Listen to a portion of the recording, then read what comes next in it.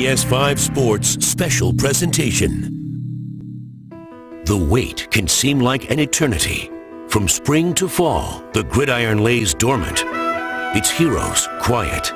And then, in a single burst, the adrenaline hits. Football is back. The 2011 San Francisco 49ers storm into the 2011 season with renewed spirit. Head coach Jim Harbaugh looks to ignite an explosive offensive attack, while the captain Patrick Willis anchors a defense ready for battle. We have a great defense, and I want to win games. The New Orleans Saints enter the season with lofty expectations. Just a season removed from a Super Bowl victory for the ages, Drew Brees and company are a perennial NFL favorite. Tonight in the Big Easy, it's the San Francisco 49ers and the New Orleans Saints, right now on CBS 5.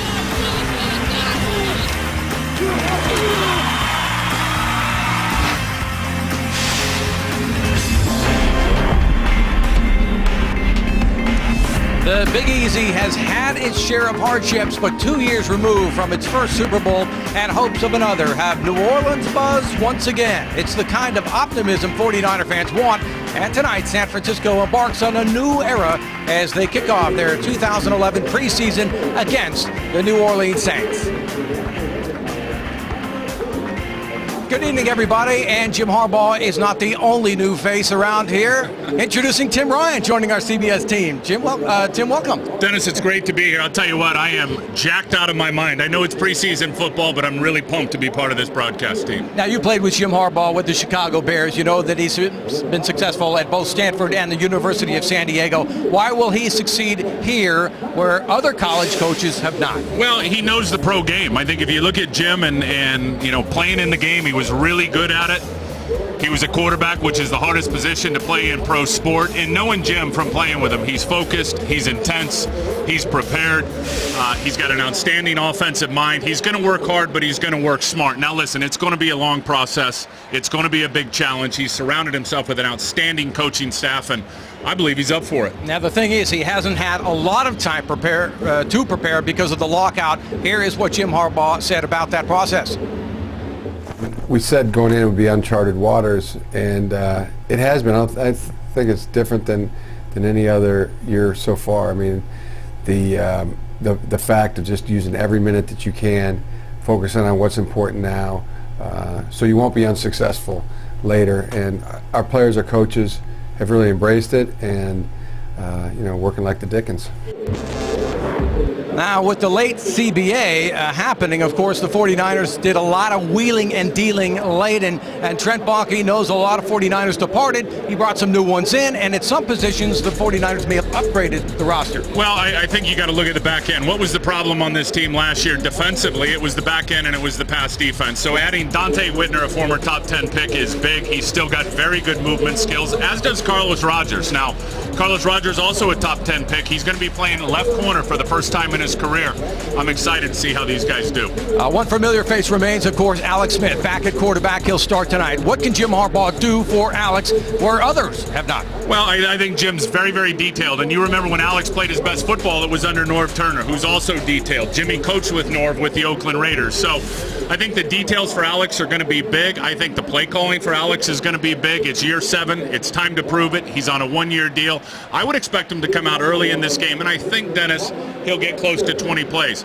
But I think some rhythm underneath passing to get his attack going, to get his confidence level up at the start of this game. But it's time to go for Alex now, clearly. And for the 49ers, they'd love just to make the playoffs. For the New Orleans Saints, of course, the bar has been raised. They want to get back to the Super Bowl, and when Brees is the quarterback, that's always a possibility. Well, he's a top 5 quarterback in the NFL. He's elite. He controls defenders with his eyes. You can see there. He can move the defense around. He's an outstanding leader.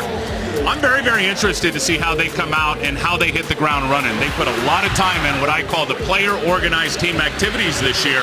As much as anybody, they'll have everything installed offensively, defensively, and I'm interested to put that in contrast to what the 49ers were able to do, which was not a lot. Yeah, well, the man who had to put it all together at the last second was General Manager Trent Baalke. He is with Kim Coyle on the sidelines. Kim. All right, thanks, Dennis. The preseason, of course, a time for evaluation. And Trent, the man who's been up day and night putting this team together, how do you approach this game with this unprecedented offseason and the short time? How do you evaluate tonight's talent? Well, I don't think it's any different. We're going into it. We're going to try to get as many players out there as we can and just let them go play and evaluate them when the game's over, watch the film, see where we're at, and make the adjustments we need to make. What position in particular are you looking forward to seeing most tonight?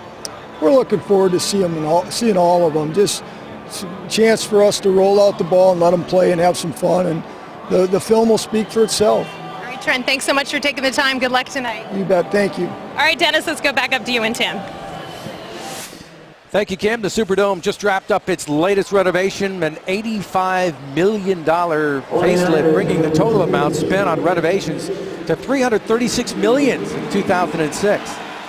San Mateo product Sean Payton enters his 6th season as head coach of the Saints. 1 Super Bowl title. He's got 2 division titles, 53 wins. And 49er fans may want to note that Payton took the Saints to the playoffs in his first season as head coach in 2006. Of course, that's the goal of Jim Harbaugh, who brings his version of the West Coast offense back to San Francisco. He takes over a team that finished 6-10 last year and looks to return to the postseason for the first time since 2002. Time now to check out our Rambus keys to the game. Yeah, and this place is going to crank, Dennis, noise-wise. You can already hear it. So it's really the little things. Keep it simple, keep it vanilla. Jim will not give defenses a big snapshot of what he wants to do. Function efficiently pre-snap. That means all the motions, all the shifts, all the coverage checks, and then most importantly, with a simple game plan. More than anything, you want to see your guys execute post-snap after the play. So, you know, again, 4 or 5 months of offseason that they missed. They're trying to jam into 4 or 5 weeks. They've only had 12 practices. This should be interesting. It certainly should be, and the 49ers will put a rookie in the end zone to return the kick for San Francisco as we're just about to get started. Garrett Hartley will kick to Kendall Hunter, as the 49ers do believe also that they have upgraded their special team. So Hartley will kick off. Of course, among the new rules here, they kick off to the 35, and that's going to be interesting to watch too. There's going to be an awful lot of touchbacks, a lot of rule changes, a lot of significant ones when we talk about that. Hartley kicks the ball. Hunter, don't let his size fool you. He's 5'7". This guy can move, but he's not going to get a chance. We are underway in the Superdome, and Alex Smith in his 7th year out of Utah, 14 touchdowns, 10 interceptions, threw for 2,370 yards with a rating of 82.1, and this is another critical year for Alex Smith. Some believe that the CBA helped him. Well, I think it's one of the biggest question marks in the National Football League. I know nationally, and it's a quarterback-driven league. A lot of people very, very curious as it starts tonight for Alex Smith in this new offense.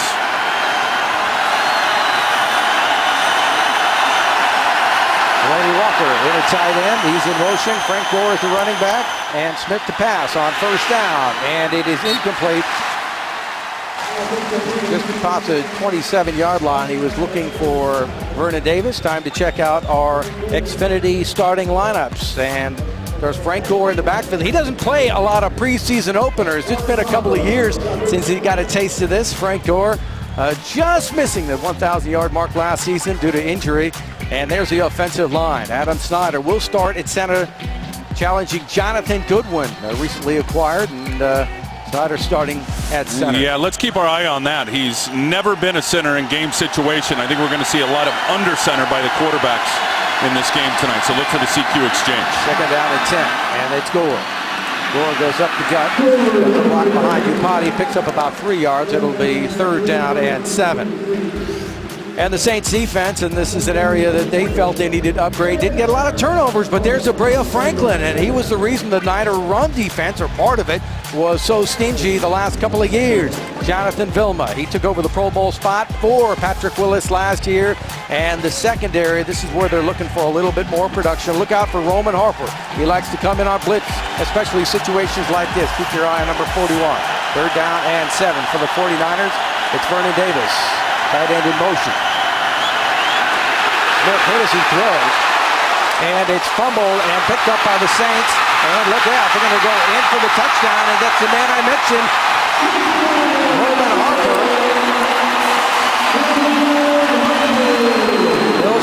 is the man who hit Alex Smith, and Roman Harper has 6. Man, he went right to the inside gap of Joe Staley and threw the rip move. Now, Will Smith is an outstanding player. You see right there, he takes the inside gap charge. He hits Alex as that ball's coming out. This is what New Orleans did so good during that Super Bowl run, was not only knock it out and take it away, but punch it into the end zone.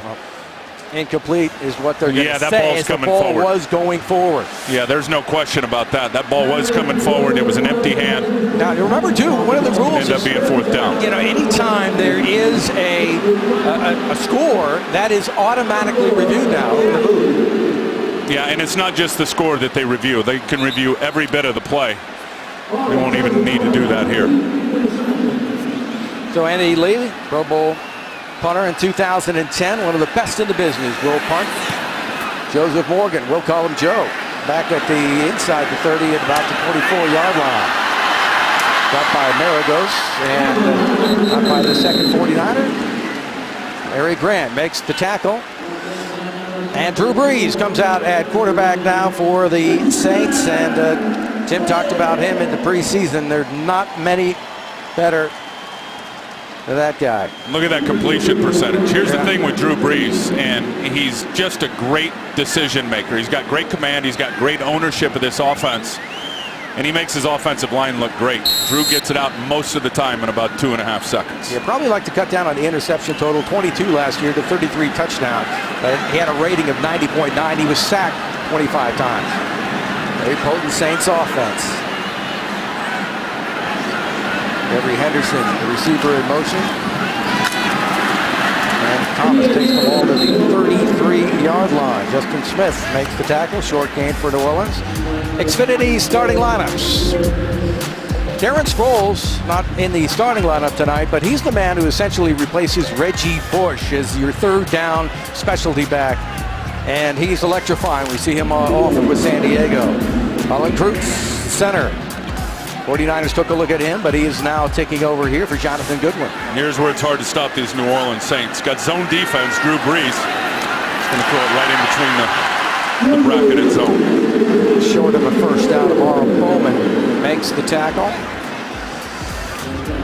Xfinity defense, pick him up 6 yards there. Xfinity defense, Ricky Jean-Francois is in there because Isaac Sopoaga hasn't been able to practice. And of course, Sopoaga is the guy who took over for the departed Abreu Franklin.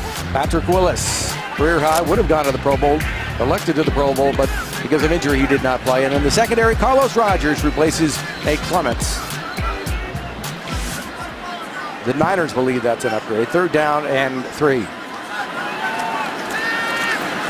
Brees not flushed out. Look out from behind. He throws, and it's incomplete.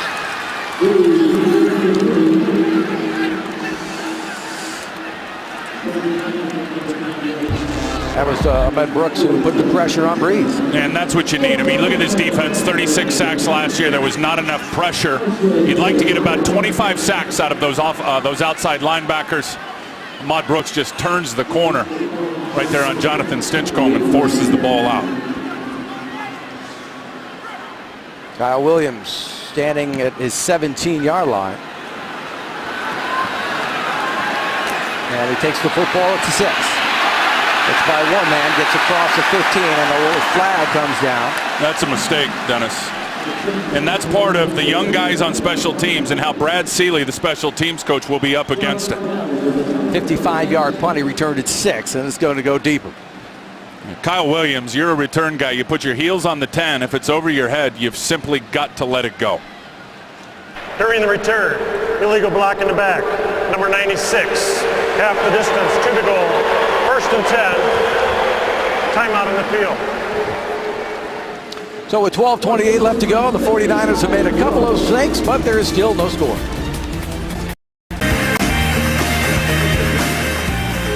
Talk about that coaching staff, and Brad Seeley, there he is, the special teams coach, an outstanding one. One of the better ones around the National Football League. You see there the assistant head coach as well. And special teams, I think, are going to suffer early. And typically, you've got a lot of young players, Dennis, that are playing on the special teams units. They have not had the affordability of the offseason and the OTAs to work with these guys. So, you know, very difficult, I think, in terms of the task at hand and the job for special teams coaches around the National Football League. Alex Smith back at quarterback. They said he might play somewhere between 20-25 snaps. And Frank Gore takes the ball across the 10, fights to the 14-yard line. It's brought down by Cedric Ellis. Pick up a 5 yards. It'll be 2nd down and 5. And that's what makes Frank Frank. Vision and patience. That play was designed a little zone to the front side. Frank reads it. He saw the backside defensive end, Alex Brown, crashing down. Joe Staley was able to wash him down the line of scrimmage, and Frank saw the light of day and was able to pick up 5 yards. He's headed for a 5th straight 1,000-yard season when he suffered that hairline fracture of his right hip last year. And he missed the final 5 games. 2nd down and 5 for San Francisco. First quarter just underway. Niners and Saints no score. Look out! Smith hit from behind. And this time it's not an incomplete pass. It looks like San Francisco came up with it. Roman Harper came in there along with Jonathan Vilma, but the second time there's been a ton of heat brought to the 49er quarterback. That time his backside. Yeah, and if you look to your right of your screen, this is a protection bust. This is what I talked about in terms of the pre-snap and understanding what you're looking at. Vernon Davis just lost vision of Roman Harper, who was turning the corner, and protection is so much continuity. It's so many reps. It's getting looks at what defenses are doing. You know Greg Williams is going to have all the pressure packages installed, and that was simply a bust. Can't have too many of those. Alex, you know his history. His best ability may be his availability. He keeps getting hit like that, Dennis. He's not going to stay healthy. A loss of 6 yards. And we got a timeout. It was Roman Harper that forced the fumble. And he had an interception in that September meeting last year when the 49ers lost a close one, a heartbreaker, in fact, to the Saints at Candlestick Park. Welcome back. No score here at the Louisiana Superdome. Last year in week 2, the 49ers outplayed the Saints. They gained over 400 yards but committed 4 turnovers. Alex looked great on the 49ers' final drive, leading them to a touchdown, but Breeze answered right back. And guys, who knows how the season would have turned out if they beat the defending Super Bowl champs. Back to you. 3rd down and 11. Gore with the football, gets across the 10 near the 15-yard line, and he's brought down. Vilma and Harper make the tackle. It'll bring up a punting situation for San Francisco. Gore got 8 yards back, so they come up short. And what I was talking about is, you know, you've had 12 practices and pre-snap recognition and what you're seeing. And, I mean, Roman Harper was coming off the edge. Vernon didn't see him, and then once the ball was snapped, the execution clearly wasn't there. That's what happens when you only get 12 practices before you go play a game. Harper, that's what he does, though. He makes a living. 6 forced fumbles last year. Morgan on the punt from Andy Lee. Inside the 25-yard line, but that'll give him a little running room. And he gets to the 45-yard line. So the Saints will have good field position, and he's brought down by C.J. Spillman. A punt of 62 yards by Andy Lee. He's got to love punting in here as compared to Candlestick Park. 10:06 left to go in the first quarter in New Orleans, where the 49ers have struggled offensively on the first 2 possessions. Well, and if Alex is going to play somewhere around 20 plays, the first 6 have been disastrous. And Jim Harbaugh there cannot be happy with the way things have gone here so far. Difficult to fault Smith as he's been hit. Nobody stopping Roman Harper. So the Saints, good field position after the 21-yard punt return. Drew Brees remains at quarterback. Harrelson showing blitz, and he comes in and helps make the tackle at the 47-yard line. Justin Smith inside on the tackle as well for the 49ers. Justin is so good and so underrated and just an absolute Iron Man. The guy does not miss games. You're not going to block him at the line of scrimmage. I think if you look at one area, and they were good on defense in several areas, but their run defense was outstanding last year, and that dude right there sets the tone. If you try to block him with one guy, forget about it.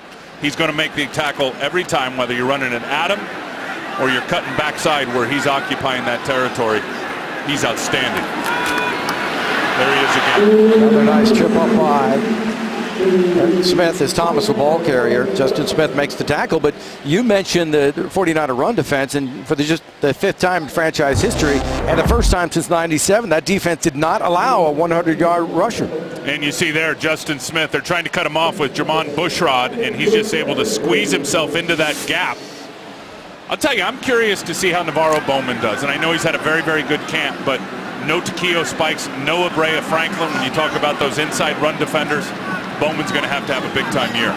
They're down at 3 for the Saints, now in 49er territory at the 48-yard line. Reed, the pass. He's got Sproles out of the backfield now, but he throws it the other way and almost picked off.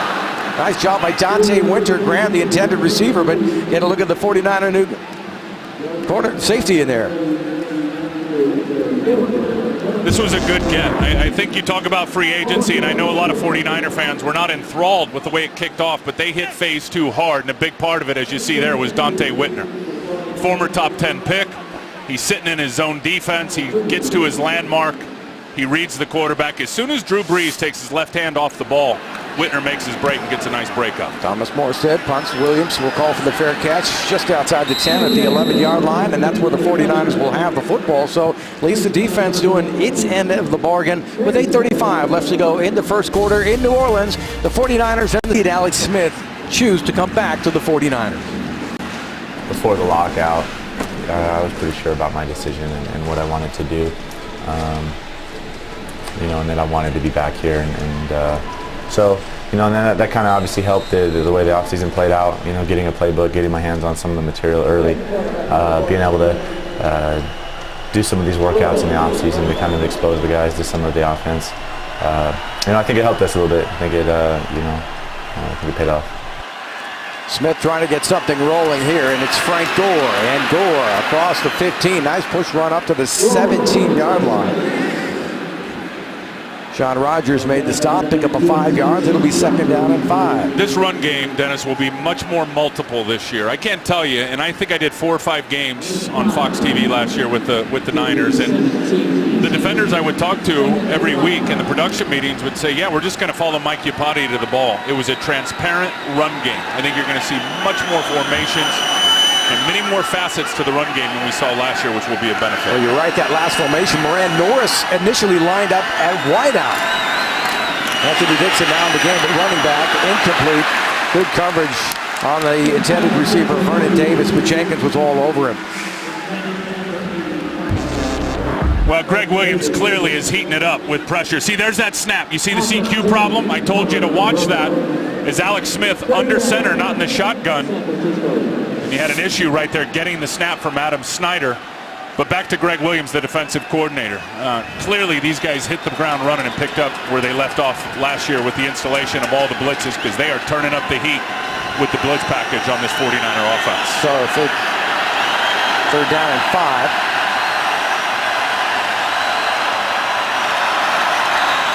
Braylon Edwards in the game at receiver now. Smith this time hit from behind, and down he goes.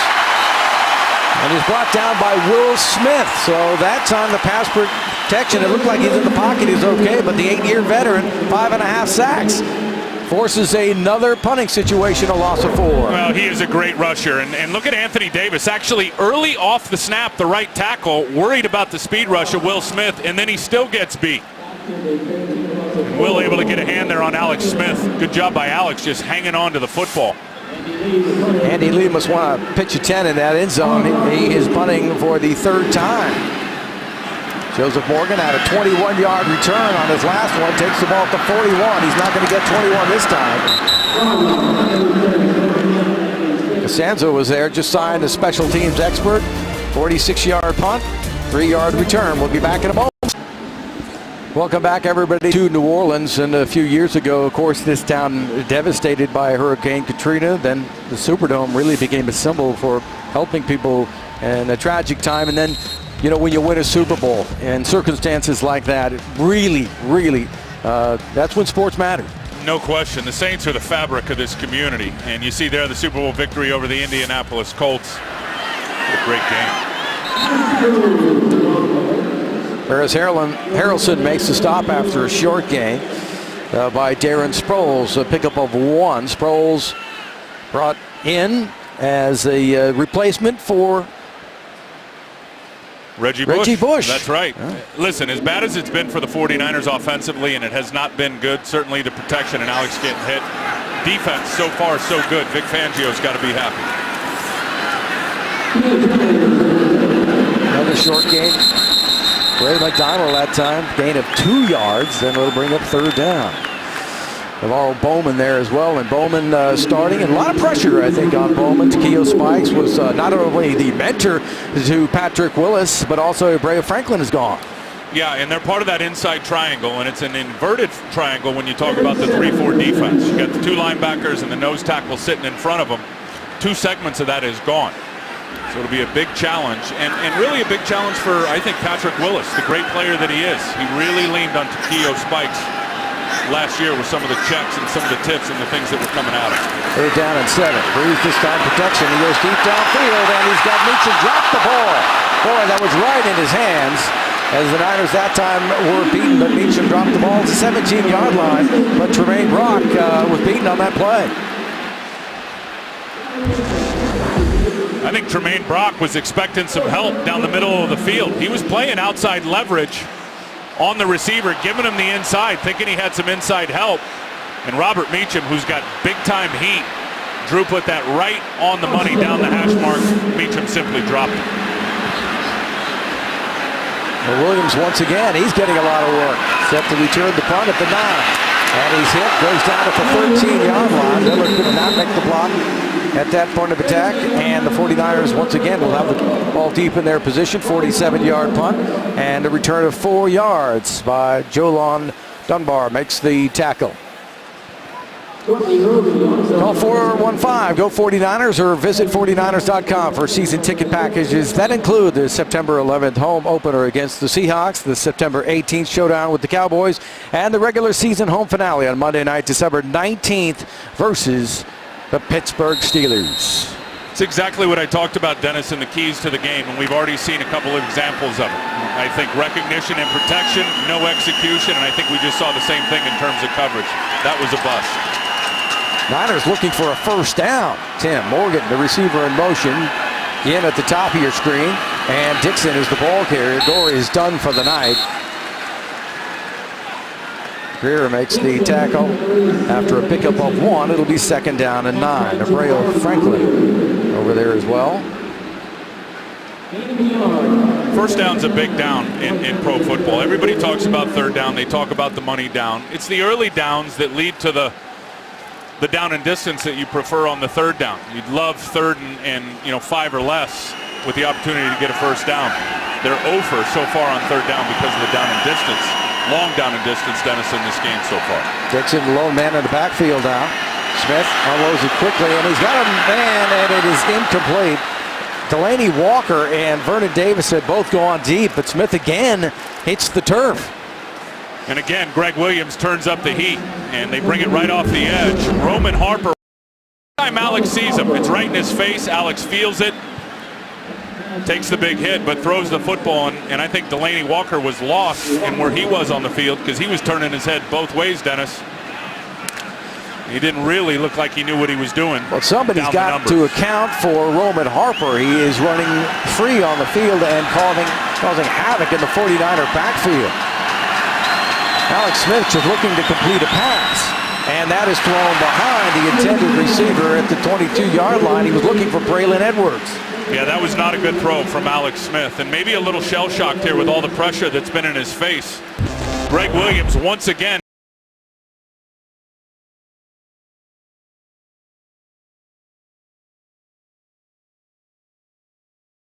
to be out in front of Braylon Edwards, and he would have picked up a first down. Lee now standing on the goal line. And Joseph Morgan takes it at the 35. Takes one tackle, not another. That was Keaton Christic. 50-yard punt. Andy Lee having a good day with no return on the punt. Good start to this game, but Jim Harbaugh has got to be concerned about his pass protection. There hasn't been much for Alex Smith.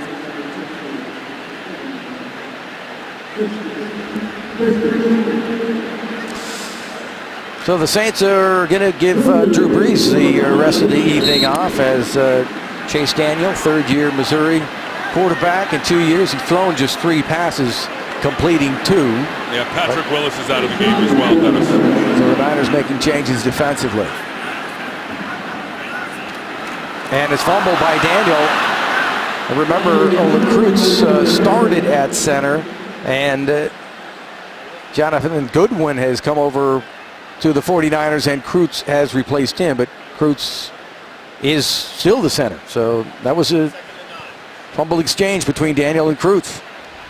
Boy, what a great player Olin was for so many years with the Chicago Bears, and really losing Jonathan Goodwin, who was already in the game. And it wasn't Adam Snyder earlier with the CQ problem with Alex. It was Jonathan Goodwin.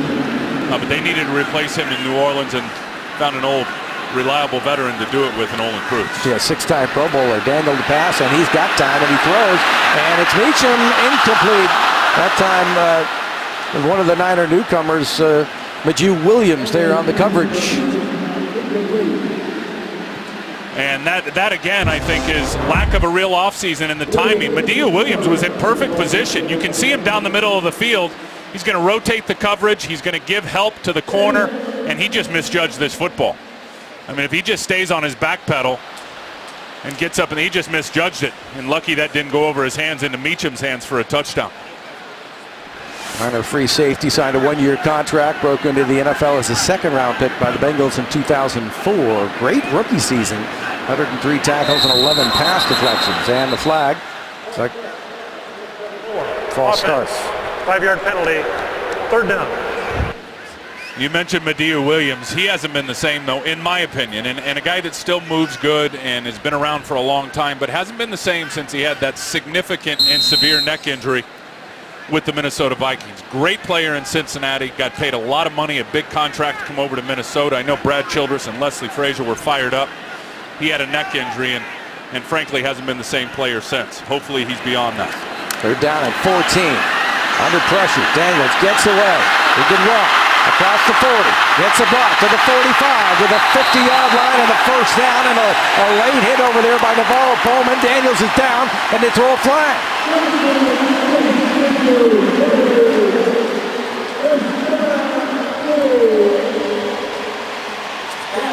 Daniel did get up. A pickup of 18 yards. Personal foul, late hit out of bounds. Number 53, defense. 15 yards from the end of the run. Automatic, first down. Bringing the pressure, and that's exactly what you want. Force it up inside. That's just really good work by Chase Daniels. Now watch Navarro Bowman. He's going to come hit him and then try to hold him up. You see him there. Now he's trying to hold him up. And that's Navarro just being young. Now he's nasty. He's got attitude. He wants to finish people. He just did it a step too late right there. That is the first down of the game. Ball to 34-yard line. Daniel, good time, and he throws, and it's Pierre Thomas inside the 30-yard line to the 28. Larry Grant makes the tackle along with Navarro Bowman. Pick him up 6 yards. It'll be second down and 4. Hurry up offense for New Orleans. And it's Thomas again, and not much doing this time. He gets maybe a yard off right tackle. Now no gain. Dante Whitner comes in and makes the tackle for San Francisco. Already replacements across the board. You see Tukuafu in there. You've already got Justin Smith out of the game as well. Patrick Willis is out of the game. Aldon Smith, there's the rookie, who I think mostly this year in the first round pick is going to be the guy that they really allow to turn up the heat and rush the passer. He is so darn explosive from the waist down. Third down at 4 for the Saints. And Smith got by one man, and now Daniel got the pass off. And he was looking for Graham. Dante Whitner had good coverage, but boy, Aldon Smith had beaten the blocker. So it'll bring up fourth down. Well, if you dial up a pressure, and Aldon Smith, as you see here coming from the left of your screen, gets matched up on a running back, he's got to win. And where Aldon Smith is going to struggle is not in this area. He was outstanding in Missouri, especially a couple of years ago before he had an injury as a pass rusher. Where he's going to struggle is playing zone defense in the passing game when he's got to drop rather than rush. He's a guy that's always had his hand in the dirt coming forward. making a position change will be a challenge for him. 47-yard attempt by Hartley. Daniel the holder. The kick is up. It is good. 47 yards out. The New Orleans Saints, thanks in part to the penalty by Navarro Bowman, are on the board with 2:31 left to go in the first quarter. It's the Saints who strike first against the 49ers and Jim Harbaugh.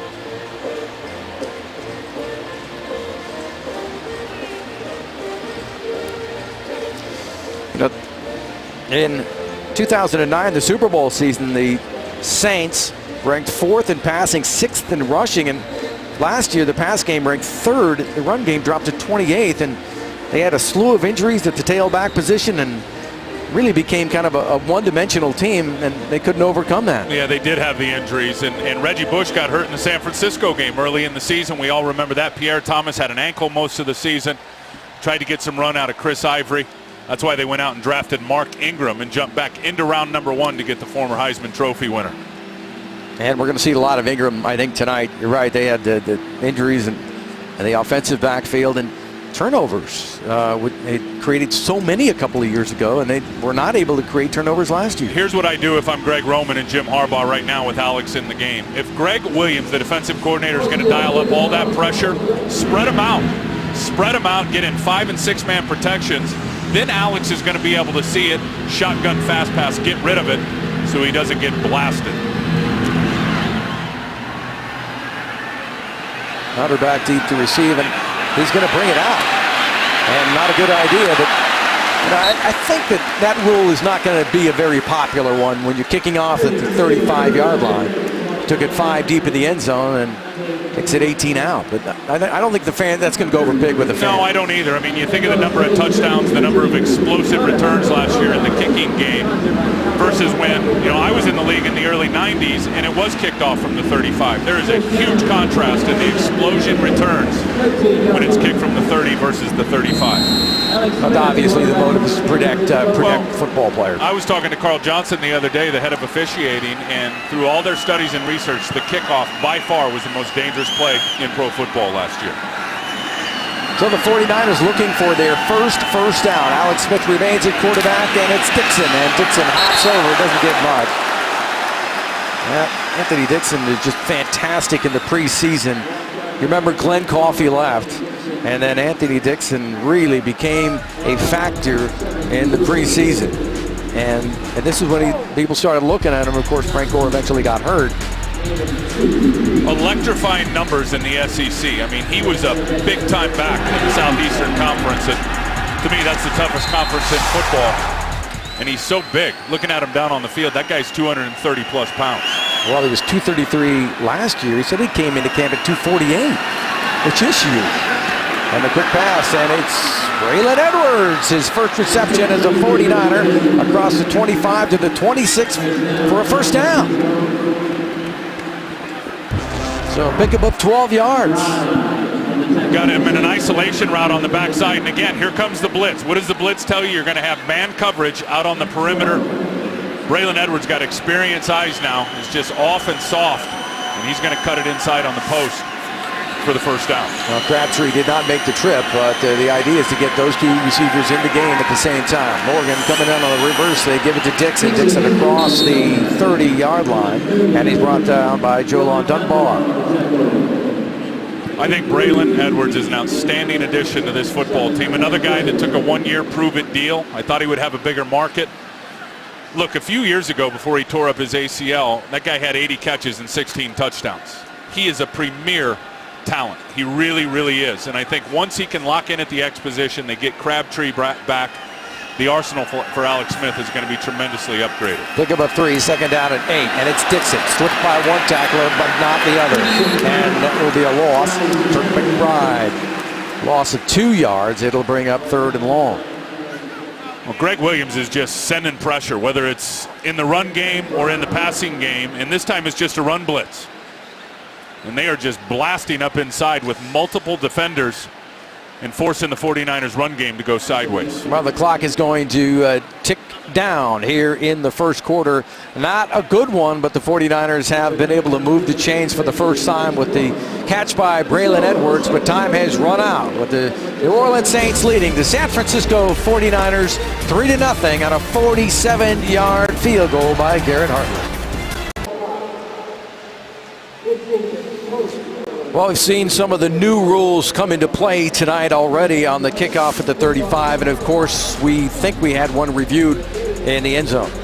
All scoring plays reviewed, not just inside of 2 minutes, which I think is a great thing. And I think it's going to be pretty efficient the way they got the system set up. And then, of course, no emergency quarterback. That means 46 active on game day. I know the coaches absolutely love that. Yeah, it might give you a weapon, too, where it doesn't have to be a traditional quarterback, a la Masoli, who we might see tonight for the 49ers. Third down and 8. And a flag. Ball start. Ball start, number 81. Offense, 5-yard penalty. Third down. Braylon Edwards called for the infraction.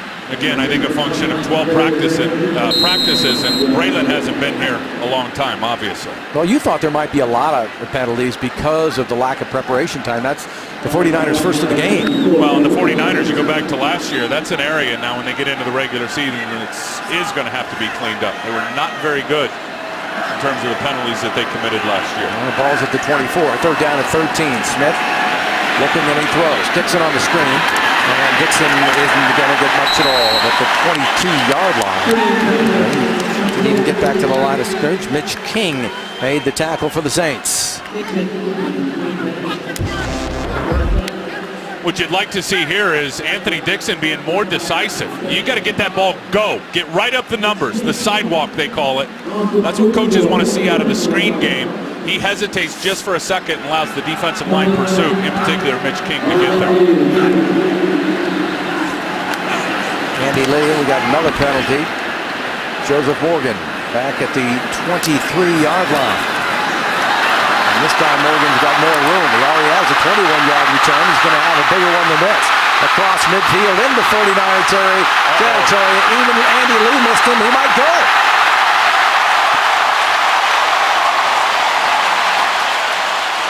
'78-yard return. There's a flag down.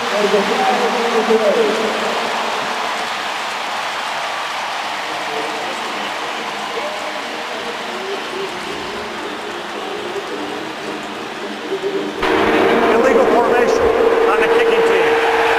Number 59 was not on the line of scrimmage. That penalty's been declined. Result of play.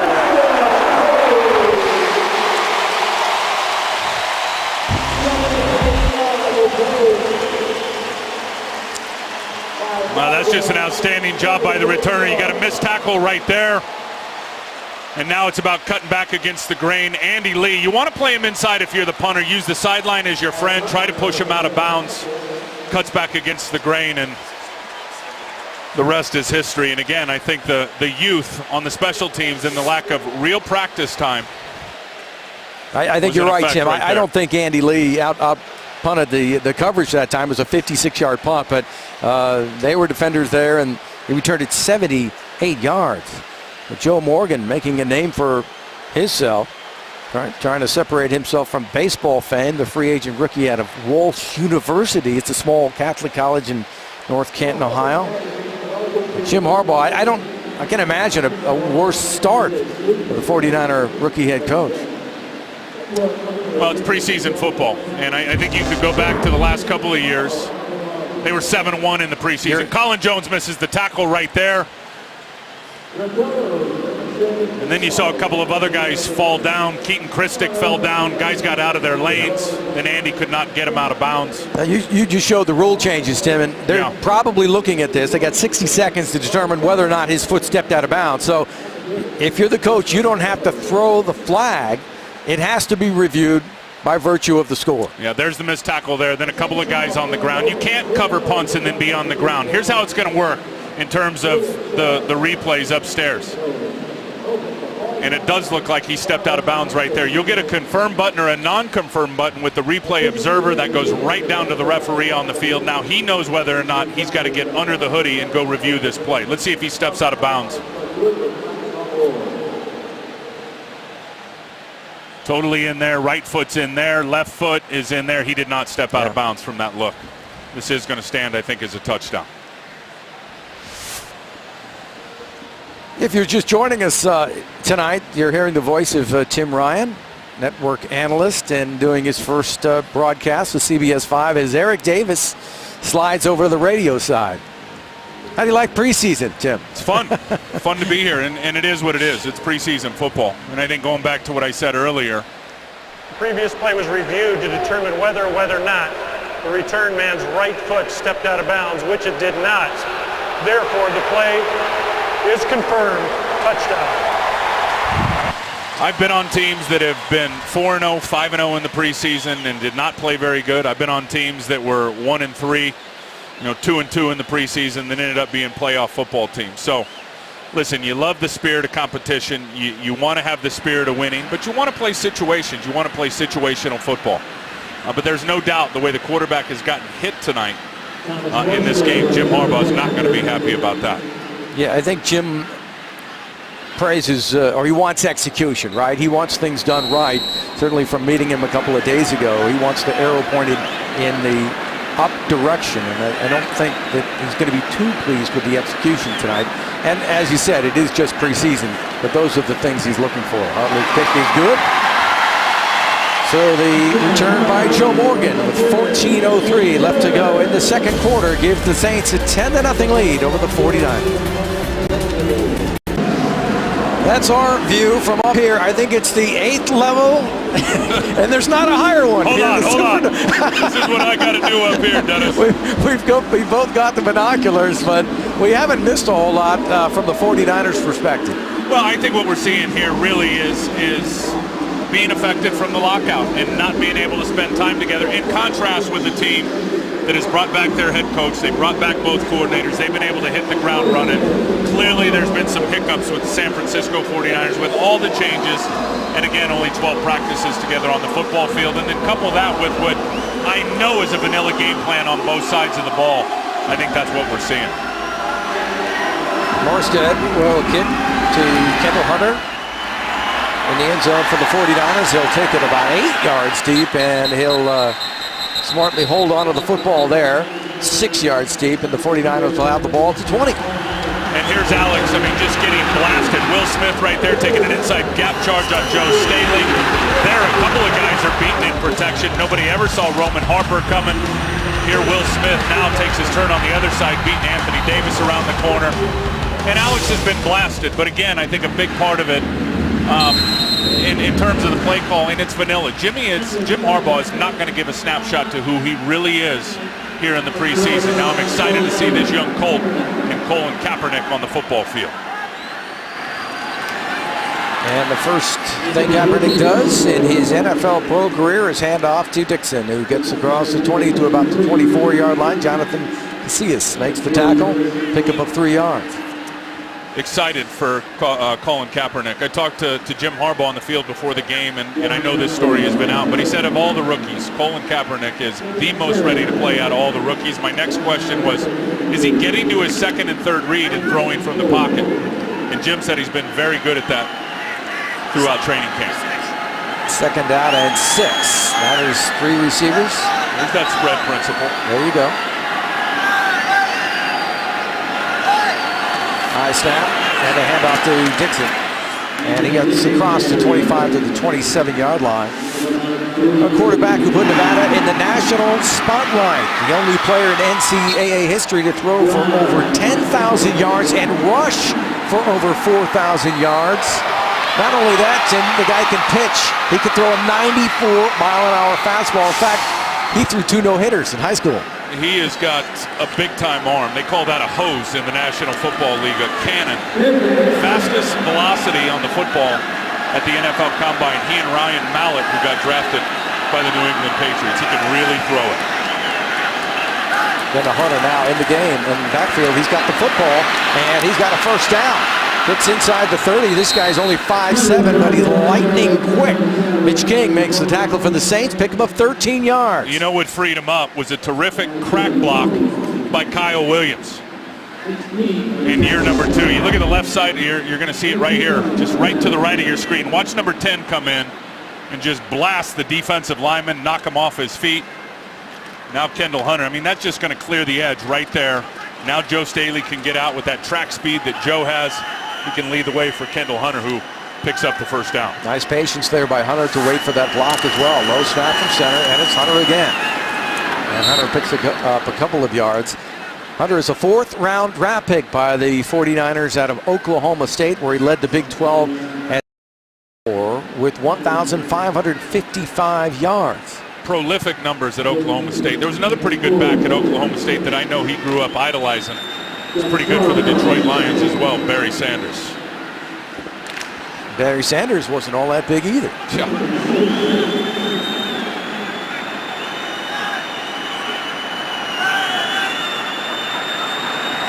Hunter gets a rest on 3rd down and 4. Dixon with the football. Lee Torrance makes the tackle. Excuse me, that was 2nd down and 6. Yeah, there was nothing on this play. And watch Yapati, the left guard, 77. Dixon's going to follow him, and then there's the vision right there. That play was designed to go up on the inside, it looked like, and then Anthony Dixon was able to see a little spot and now get him into a very solid 3rd manageable at 3rd and 3. Kaepernick, if you've met him, Tim, I believe that you have. He is a very ingratiating young man. Should have seen the smile on his face, Dennis, down on the field before the game. He just could hardly control his excitement talking to him. Well, we'll have to control it for a couple of minutes longer. The second charge timeout, San Francisco.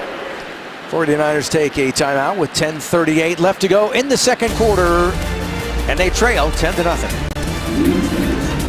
There's the accomplishments that Colin Kaepernick had at Reno. It's a different kind of offense, of course, that they run. But you look at the 4,000-yard number there. And, Tim, doesn't that potentially give this team a dimension that they don't have? Well, he was a machine, and he was a machine with his arm and his legs. But in this league, and you can tell by looking at him, he's big, he's high cut with those long legs. There'll be times to run, but he's going to have to be judicious. And coordinators in this league are going to make him, Dennis, throw from the pocket.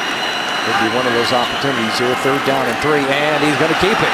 And this is some of that ability, trying to get the first down, reaches across the 50, and I believe his arm got the first down. Johnny Patrick there to try and push him out of the bounds, but there's a flag. There is a flag, and I'm not sure if this is going to be on Kyle Williams out on the edge, trying to create some space for Colin Kaepernick.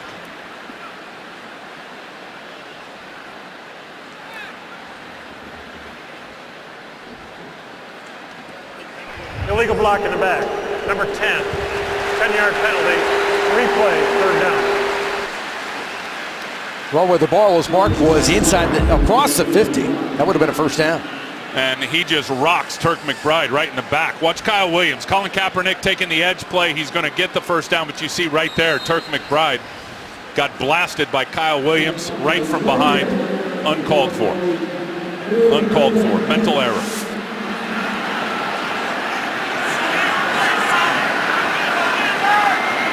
Third down and 10 now for Kaepernick, so a passing situation. He's got Kendall Hunter in the backfield with him.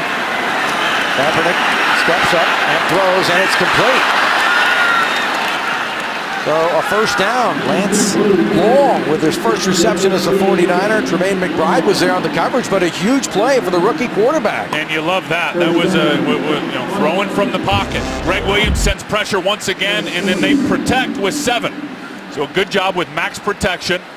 Colin Kaepernick able to step up in the pocket versus that man coverage and deliver the football. And you know what? His release has changed some. I mean, he's definitely throwing from higher up on the right side next to his ear than he did it in Nevada Reno with the bigger windup. They've tweaked that a little bit. Gain of 20 yards. Ball at the 40-yard line. Kaepernick has the Niners on the move. Look out. Blitz and gets away and gets back near the line of scrimmage. Might have lost a yard, maybe 2.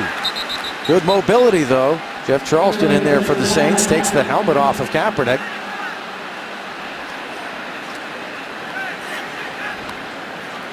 I'll tell you, Greg Williams, the defensive coordinator, has just dialed up the heat. This time it's Lee Torrance coming off the edge. unblocked. Good job there by Colin Kaepernick. Able to elude him now. Need to tuck that football. But he turns a -5 into a -1. And that's what you get from a guy with his skill sets. Lance Long, who made the reception in the game at the top of your screen. Kyle Williams, the receiver at the bottom. Kaepernick now changing the play.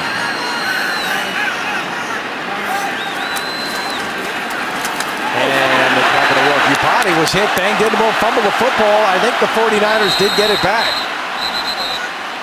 Joe Love Dunbar is the man who applied the pressure.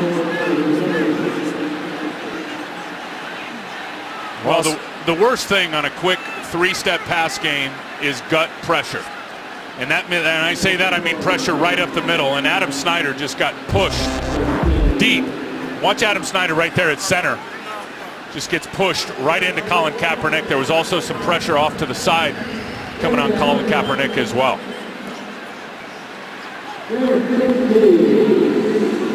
And that, again, I think that's part of the lack of practice reps, high pad level.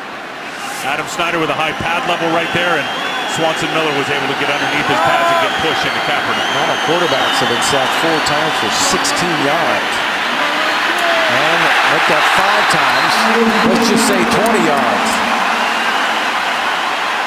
Mitch King there, Trick McBride was there, but Mitch King with the sack for the Saints. And Shiloh Ray Shaw has just got to stay with him. Shiloh is a terrific physical specimen, but sometimes I think from the neck up he just loses focus. You got man blocking right here. He is locked on Mitch King. You got 3 other guys looking for work, and Shiloh basically just lets him go, and King ends up getting the big hit and sack on Colin Kaepernick. So Joe Morgan a chance to return another. He's already got 70 yards for the score. That time called for the fair catch and let it bounce, and it does so in the 49er favor at the 12-yard line, down by Phillip Adams, but there's a penalty.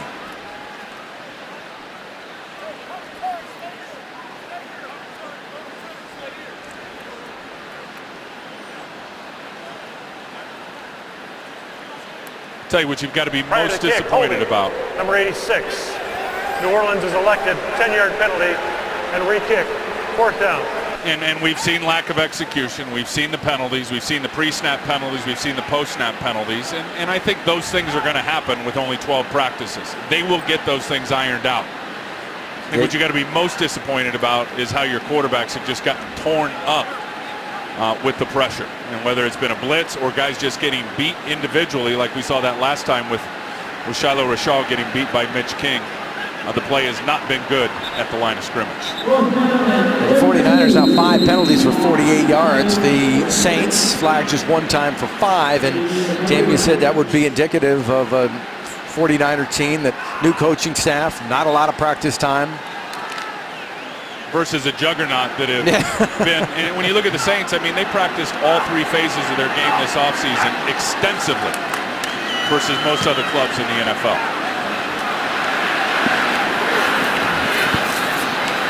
Ball bounces out of bounds at about the 30-yard line.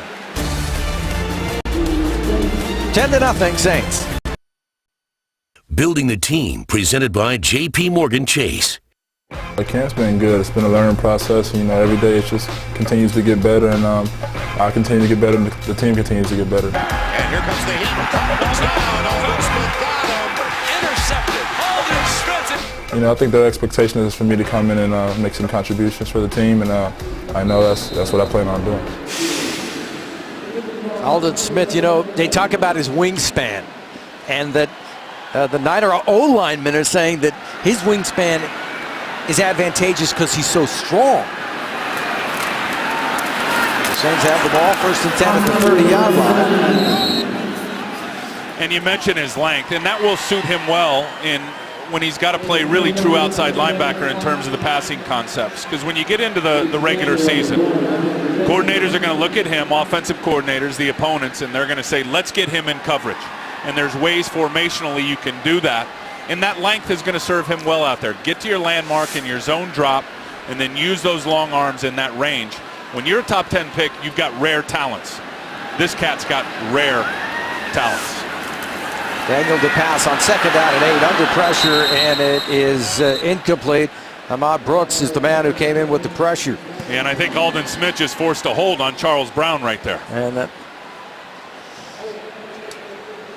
Offense, 10-yard penalty, second down. That is the case. It'll bring up second down for the Saints. Now here's Ahmad Brooks, a little bust in protection. The running back went up inside. Now he's got some heat. Started last year, remember, with the lacerated kidney. And he's got a lot of pass rush ability. 5 sacks. He's got to be one of those guys. When you look at the Steelers, you look at these top 3-4 defenses, you look at the Green Bay Packers, they're getting 10, 11, 12, 13 sacks out of those outside linebackers. And Fangio, known as a very aggressive defensive coordinator, so that total could go up. He's got a career high of 6. Ingram now the ball carrier. He was the first-round draft choice by the New Orleans Saints. Not much on that play. Very good job, Dennis, by Aldon Smith. And this is the change as well now. Playing the run from a 2-point stance. Guys that were defensive ends most of their lives, you always got your hand in the dirt. Well, on that play, you'll see him. He's standing out to the right of your screen. He's in a 2-point stance. He defeats the block of the left tackle and is able to get himself to tackle right at the line of scrimmage. Yeah, good job by DeMarcus Dobbs to string it out there. Dobbs undrafted, now in the game for the 49ers. Third down and 18. Daniel, the quarterback for New Orleans. They lead San Francisco 10-0. And it's the screen, and it's Ingram, the #1 pick. And not much doing. A nice job defensively by the 49ers. Tackled by Larry Grant, his second tackle of the day. Only a pickup of 3 yards. Nice open field tackle. And it'll bring up 4th down. Very nice open field tackle on the little screen play or little out route there as he pops outside. Watch Ingram. He's going to set protection. Now he's going to pop out. The timing of that screen was screwed up with his offensive lineman. He's not an easy guy to tackle in space. Nice job by Larry Grant, who's back for his second stint after spending some time in St. Louis with the Rams. Kyle Williams to take the punt, and he's going to let it fly out of bounds at about the 30-yard line. And Niners, we're going to get a lot more with Colin Kaepernick, who will be back, run up 45 yards. Obviously no return. 5:15 left to go in the first half. Jim Harbaugh won at the University of San Diego, and he won at Stanford, culminating his coaching there with an Orange Bowl victory. And you see his intensity right there. He's an outstanding football coach, and he's not going to show you his hand in the preseason. We may see a little more of it by the 3rd week of the preseason, but what a great competitor. I know that in playing with him, and I know guys that have coached against him in the Pac-10 for the last couple of years, and they all say the same thing. He is hard to beat. He is an outstanding football coach. Kaepernick in the game in the back, batted at the line of scrimmage. Swanson Miller knocks it down for the Saints. And again, the inside pressure, Swanson Miller, you're going to see there, good push again, and we see a high pad level by the offensive line. And again, I think part of that is just not having a lot of reps. Real speed reps. You can practice good, you can do all the drills you want, you can't possibly simulate game football in practice, and we're just seeing illustrations of that here tonight. Swanson standing 6'4", part of the reason for that as well. Second down for Colin Kaepernick. Kendall Hunter, lone man in the backfield. Lance Long is the receiver along with Kyle Williams. He also said, talking about Jim Harbaugh's preparation. Prior to the flag to delay a game. Timeout. San Francisco, the team's 3rd and final. That even when he was with Chicago, you could see the preparation. Meticulous, wanted to win at everything. Well, he listen, you come in for the conditioning test, he'd win every sprint. He'd win everything in the weight room. He'd be in the film room. Mike Ditka was a hard guy to play for if you're a quarterback. Now, he got out there with Lindy Infante, and then you started seeing the Ted Marchimbrody, you started seeing those skills that Jim Harbaugh show up. Great competitor. Stay tuned after the game tonight for the 5th quarter. Tim and I and Kim will be breaking down the game, and Kim Coyle in the locker room. Highlights and interviews coming up after the game. Toyota 5th quarter. And I think the big question with Jim, and one that I know a lot of people are asking, Dennis, is does all that enthusiasm from the college game transfer to the pro game? If it's genuine, I think it does. And I know Jim's honesty and his character, it is genuine. Delaney Walker in motion, and the give is to Kendall Hunter, and not much doing. Picked up a yard on 2nd down and 10. Pick up 3rd down and long.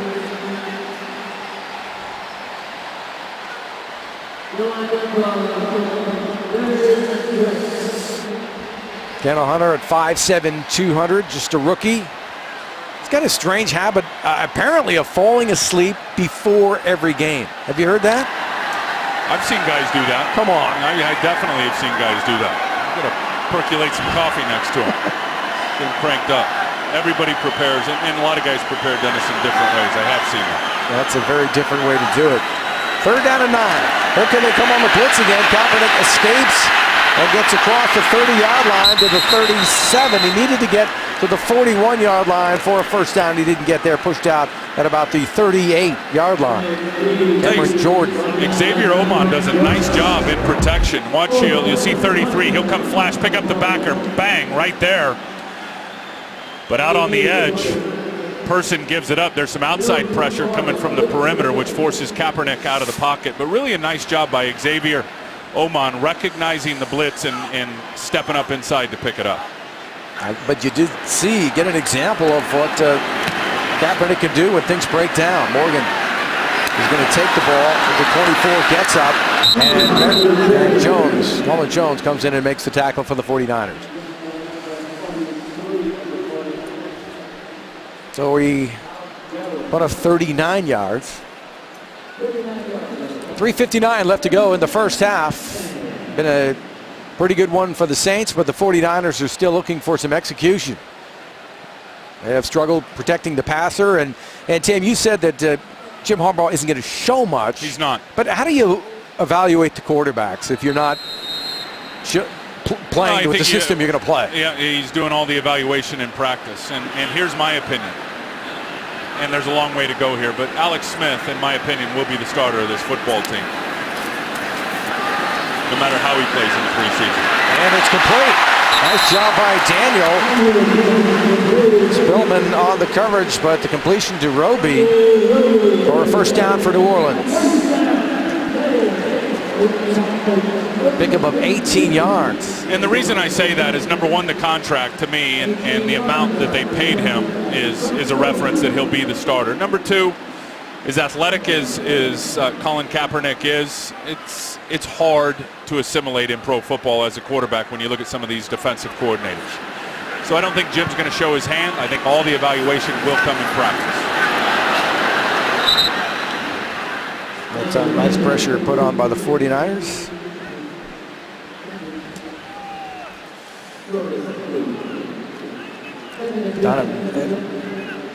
Will Tukuafu put the pressure with 3:16 left to go. It'll bring up 2nd down and 10.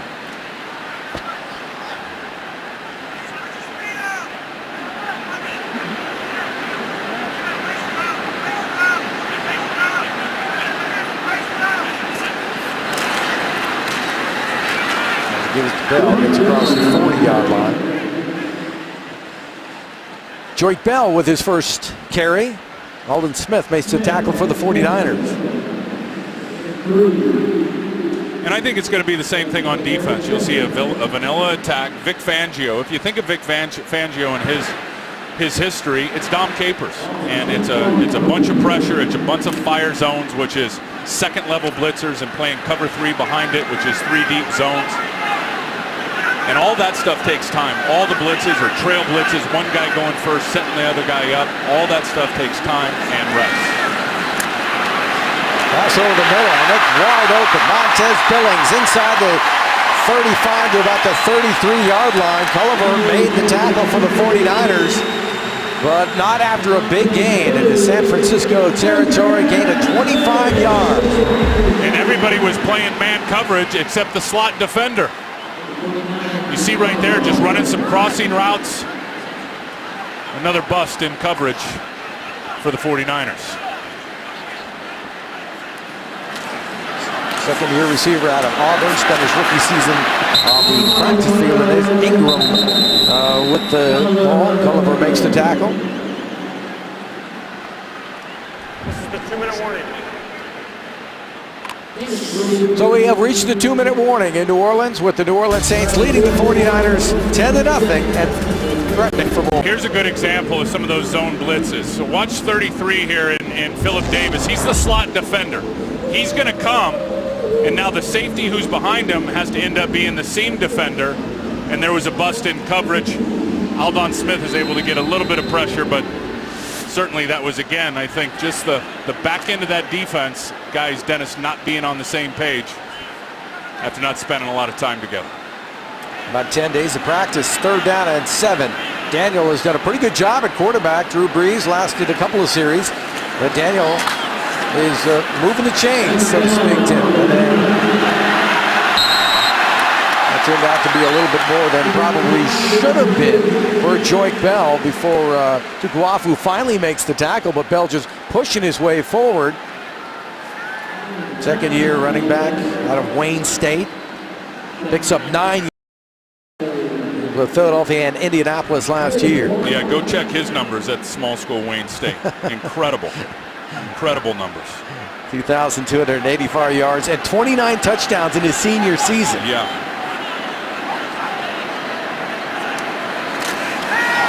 And the throw, and that's complete. And he got it to the tight end.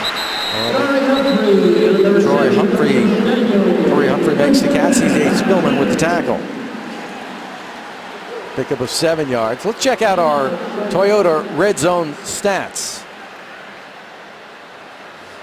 On our defense in 2010, 26 touchdowns in 42 possessions, 8th in the National Football League. And really, if you look at how the Niners offense did in the red zone and how the defense did in the red zone, you'd expect better results. It was everything in between. Yeah, you need to get down there more if you're offensively. You score 19 points a game. You can be efficient in the red zone. You got to spend more time down in the money zone. And that's a situation I know they would love to have an opportunity to get into tonight, offensively down in the red area.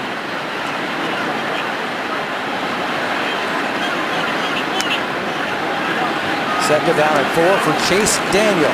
And it's Ingram, and the rookie straight up the gut. Look out, touchdown Saints. 14-yard run for the rookie running back that the Saints are awfully high on, Mark Ingram, out of Alabama, the 2009 Heisman Trophy winner.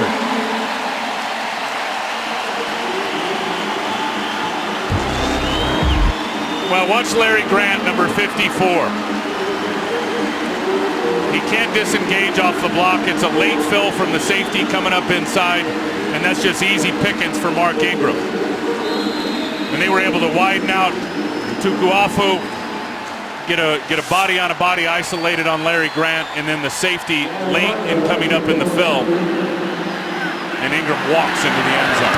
42 touchdowns in college. 5'9", 215, but he looks softly big when he's running that football. He's had a great camp too, and talking to Sean Payton and some of the guys down here, Mark Ingram has torn it up here in New Orleans with the Saints so far in this camp. Just a little pump draw. Chase Daniels pumps it to the outside, which is going to hold the safety just enough. And I couldn't tell if that was Taylor Mays or Spillman that was flying in there. Came flying in with their head down to make the tackle. That's not going to work against Mark Ingram.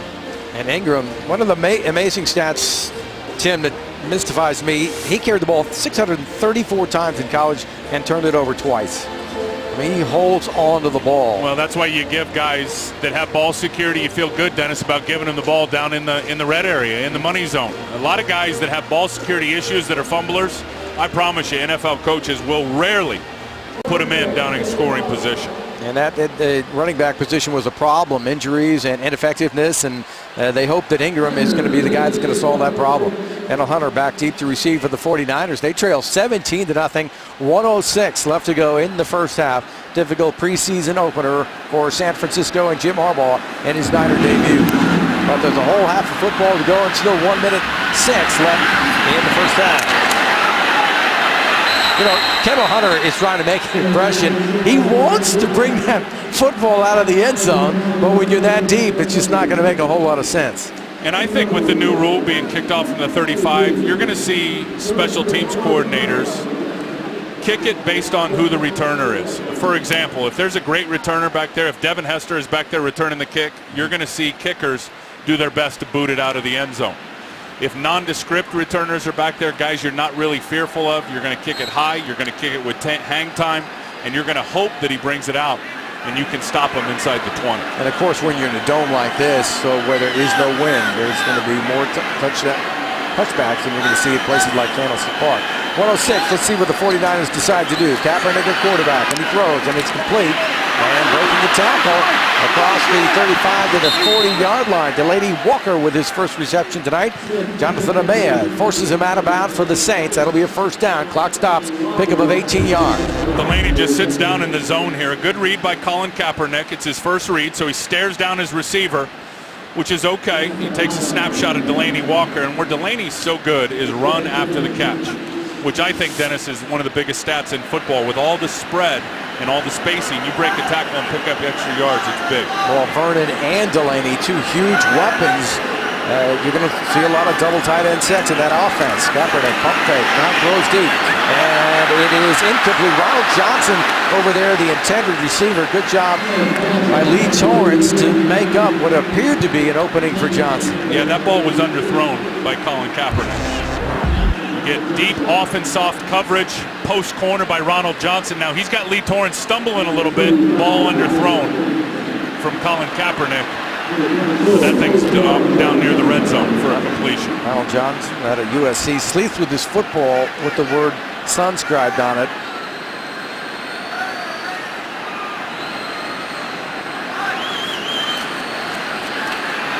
Kaepernick's going to run with it, and he's going to have a lot of it. In Saints territory, the 40, and a run out of bounds at the 35-yard line. It's finally chased out by Tremaine McBride, but another example of how he could move the chains with his feet, pick up 28 yards. Now with 44 seconds left to go, and the Niners in good shape. And here comes the blitz again, which tells you man coverage. Colin Kaepernick is able to break a tackle. That's where he'll kill people. Defensive coordinators will think twice about playing man coverage when he's in the game. Defenders with their backs turned to him, he's going to hurt you with his legs. Three receivers, Williams, Johnson, Kaepernick, look out, and he's going to get sacked. Back at the 42-yard line. It was Jonathan Casillas who makes the tackle for the Saints. He's hoping to rebound after a foot injury in last year's camp. Cost him his entire season. A loss of 7 yards, clock moving. Remember, the Niners used their timeouts. They cannot stop the clock. They can't stop the blitz either by the New Orleans Saints. Here it comes again. And intended for Ronald Johnson. Didn't have a lot of time. He had pressure coming in. And it'll bring up 3rd and 17 with 12 seconds left. I promise you, Greg Williams, the defensive coordinator, has blitzed Jim Harbaugh's offense 80% of the time on the throwing downs. And you just wonder, and I know with where the time is here, they're trying to get some points. You're down in the scoring zone. You got to get some points down here, but you just wonder with all that blitz, if that continues in the second half, if they're going to get to some three-step principles and some fast pass. Johnson, Williams, and Long, the receivers with 12 seconds left. Kaepernick looking for Johnson, and is incomplete. There was good coverage by Lee Torrance. That wasn't going to happen with 6 seconds left, and almost a Hail Mary situation, although I have to tell you, I was watching the 49ers kick some long field goals. David Akers kicked from 60 before the game. He's got plenty of juice, for sure. This is the 3rd read for Colin Kaepernick, and he really ends up throwing it right into double coverage. They're out of sync. Purely and simply, the 49er offense, whether it's protection or the passing game, blitz pickup, for the most part, they've been out of sync in this game. Well, I said he kicked from 60. This is a 59-yard attempt by the Niner new field goal kicker. He's got it through. Yes, 59 yards out. David Akers paying early dividends. Granted, it is the preseason, but that is why David Akers is here. You know, when you look at David Akers' history and a great career in Philadelphia, you know who was the special teams coach down in Carolina when he started his career there was Brad Seeley. He's now the special teams coach here in San Francisco. So we know a great kicker here for a long time in Joe Nedney. Well, got another great one in David Akers. Tim, that's an unofficial career long because his career long officially is 57 yards in 2003. Last year, he converted on 32 of 38 with a long of 50. So Colin Kaepernick just led his first scoring drive. And the big play on the drive, Dennis, was with his legs. 7 plays, 39 yards, a minute 5, excuse me, but that's impressive because they did not have a lot of time to work with, didn't have any timeouts to work with, and he puts 3 on the board. And you're happy that he gets his first opportunity at a 2-minute drill, and that's a situation that they were looking and hoping to get into tonight and is able to get some payoff with some points. It's going to be little steps for this football team, and it's not just going to be the 49ers. I think you look around the league and the teams that had so many changes, it's going to be the same, I think, for most of those clubs. Yeah, they'd be playing catch-up for a long time. Niners go with the onside kick. They Harbaugh pulling something out of Peyton's playbook right there. Jonathan Amaya has the football, and that takes care of business here in the first half. Not a great one by the 49ers, but it does end, as Harbaugh would say, arrow up with a 59-yard field goal by David Akers. Let's go down to Kim Coyle. All right, thanks, Dennis. And Coach Kaepernick leading his first scoring drive. What were your impressions of the first half? Well, we're getting penalized way too much. We're having some protection issues, so got some things to clean up. All right, thanks, Coach. Okay, Coach Harbaugh and San Francisco 49ers trailing 17-3. Stick around when we come back. Kim Coyle takes us back to the first $1 million backfield in the history of football. 17-3, halftime at the Superdome. Back, everybody. We are just about getting ready to start the third quarter. The 49ers trailing the New Orleans Saints 17-3. And Tim, the first half possessions for the 49ers went like this. It wasn't very impressive, and they have some work to do, but you said all these things are correctable. Yeah, with the exception of, Joe Staley got beat on an inside gap charge by Will Smith. Then Will Smith, by the way, who is a Pro Bowl defensive end, went around Anthony Davis and got a hit on Alex Smith. Those are really the only physical mistakes, at least in my opinion, in watching the first half. A lot of it was mental and breaking the protections and breaking some of the coverages. And then defensively, with the exception of one good pass play and then the touchdown run by Mark Ingram, I thought the defense played pretty efficiently, especially on third down. How about Alex? How much of that was his inability to execute versus the 49ers' inability to pass protect? Well, I think a little bit of each. Now, I don't care who the quarterback was back there. It was, Greg Williams was absolutely blitzing the house. They were under significant pressure in terms of Greg Williams sending 5 and 6 guys consistently. I would put it definitely more on the protection than on Alex. Fabrizio Scaccia out of Indian River State College will take over the kicking duties for the 49ers. David Akers gets the rest of the night off, deservedly so, after his 59-yard field goal. Roby standing in the end zone for the Saints.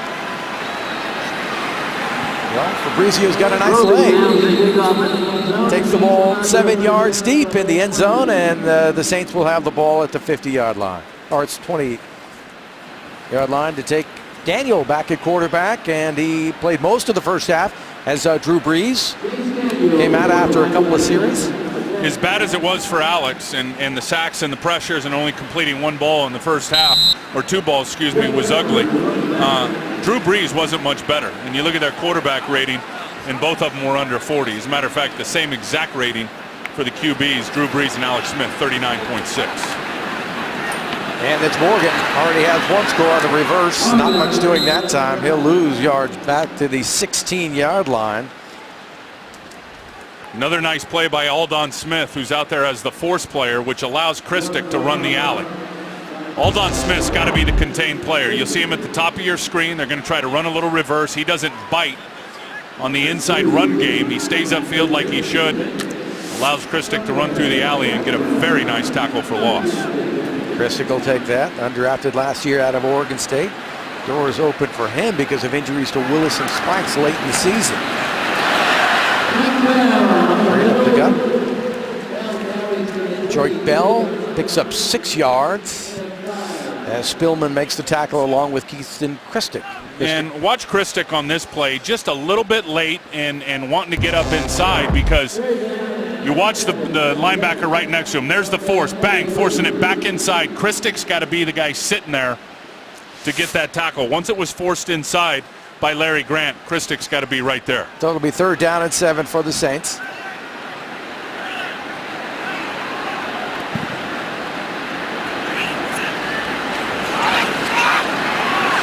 Time and he throws, and it's incomplete. Montez Billings was the intended receiver, as Phillip Adams in coverage had good coverage on Billings for the 49ers, and it'll bring up a punting situation. It's a nice job by Phillip Adams breaking on the football, and good to see him back on the field. That ankle injury was significant last year, and he just does a nice job of breaking on the ball and getting a nice pass breakup. Well, he really wowed the coaches last preseason, 7th round pick out of South Carolina State. I mean, they felt he had some potential until, as you mentioned, that devastating injury. There's running room across the 40 and near midfield. Nice return by Ronald Johnson as he makes his first punt return. Johnny Patrick makes the tackle for the Saints. 13:26 left to go. 17-3 in the 3rd quarter.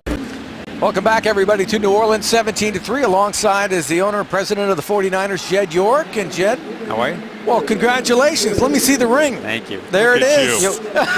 People have been asking me that. I've never heard anyone ask a man, and it's happened to be like 15 times. I'm like, okay, great. It's a small little gold circle.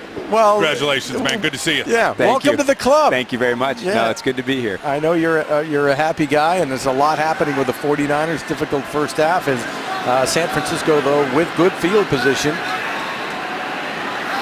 Colin Kaepernick remains at quarterback, and this is Kendall Hunter. Gets across 50 into Saints territory at the 49-yard line. And Jed, the stadium design plan was unveiled August 3rd, and I know that that's what you're pushing for. That's what 49er fans have been hoping for an awful long time. What's the status? Well, we're getting a lot closer. We're about $150 million in suite sales right now. We've got all of our permits and things. We're done with the city, with elections and things like that. And right now we're trying to finance the stadium. And once you get the collective bargaining agreement done, which we luckily got done before the season, so we didn't miss any games this year, that's the next step for us to move forward and get this thing built. Did you anticipate those luxury suites selling as fast as they did, because those babies were red hot? We have some great fans and a lot of people that are really excited. I didn't expect it to be as good as it was, especially with the CBA where it was, a lot of uncertainty, and I think you just see the excitement around the stadium, which is great. And here's the beauty of it, and we're seeing a shot of it there. It's going to be a great place and a great location. The 10-year collective bargaining agreement, what a treat for the fans, really, the continuity of our game. And that's the key. It's for the fans. I mean, there's some things that the owners won. There's some things that the players won. There's some things that both sides gave up. But ultimately, it's about the fans and not having to hear about a collective bargaining agreement for the next 10 years and making sure that we can continue to build our game, grow our game. And I think you're seeing right now, I know there's some people that are upset about the kickoffs being moved, but you know what, it's about safety. And you know, as fun as a kickoff is, you need to make sure that your guys are protected and safe. Yep, and the studies from the last several years have shown, Jed, that the kickoff is the most dangerous play in pro football, as you know. By far. I mean, it's not even close, and that's you want to limit those types of injuries. Here's the beauty of getting the stadium. As soon as you get and it's up, and there is going to be some funding that helps finance it, you get one Super Bowl there, it pays for itself. Absolutely. And I can't wait. You know, we were walking around the streets. Well, we'll have more with Jed York. 17-3. Welcome back, everybody. It is 4th and 3. 17-3. Saints in front, and the 49ers, in preseason fashion, have decided to go for it at the 45-yard line.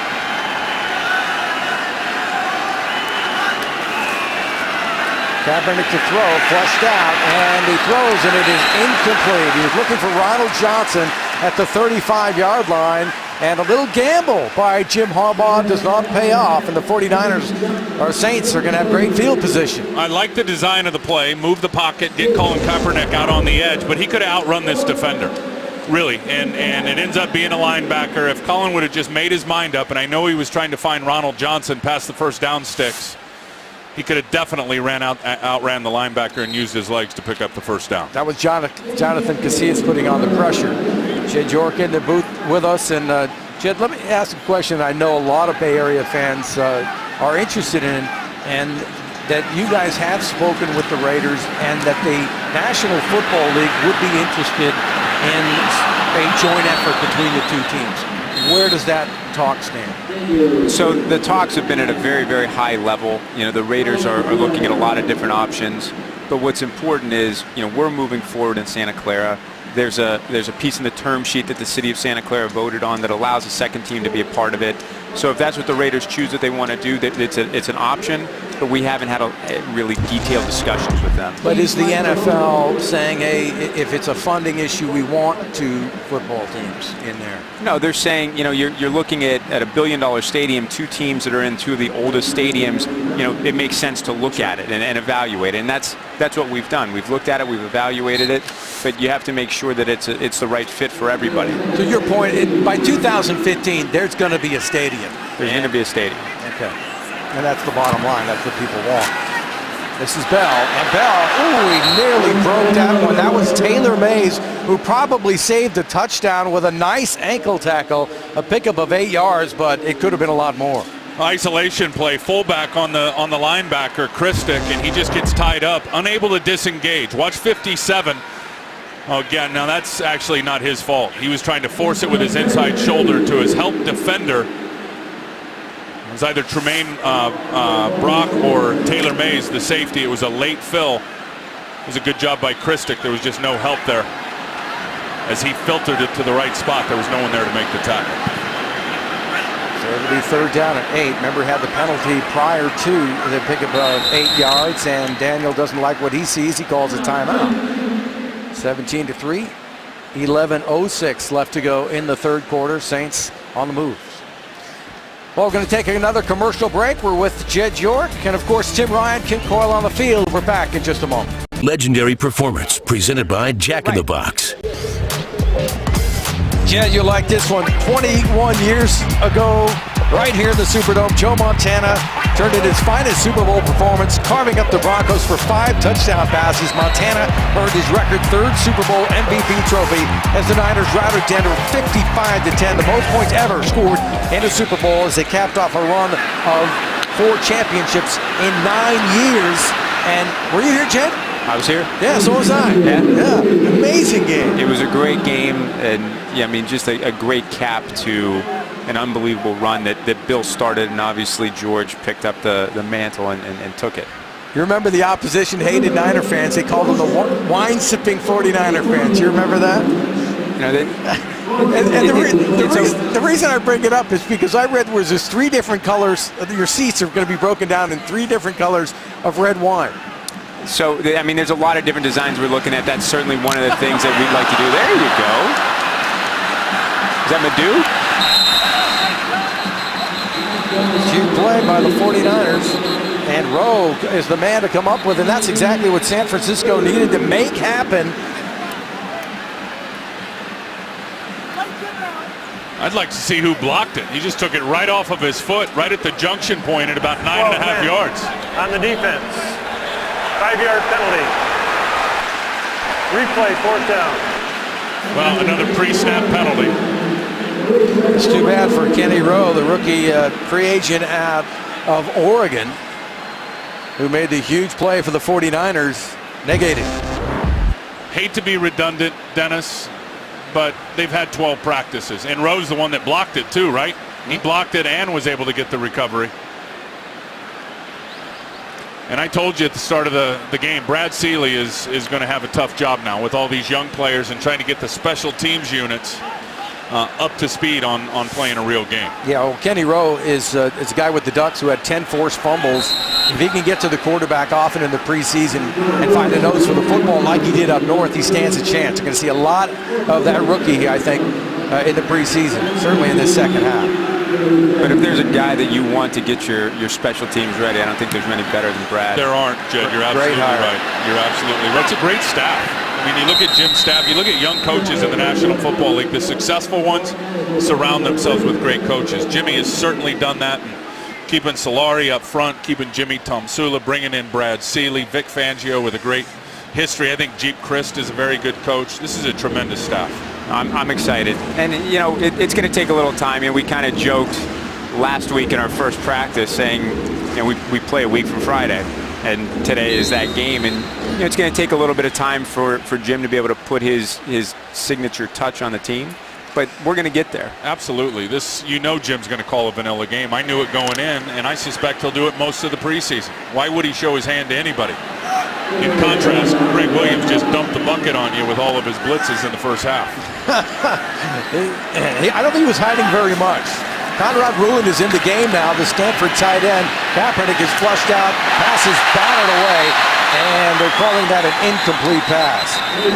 Macias is having a heck of a game now for the New Orleans Saints. He's been all over the Niners quarterbacks in the backfield, making plays left and right.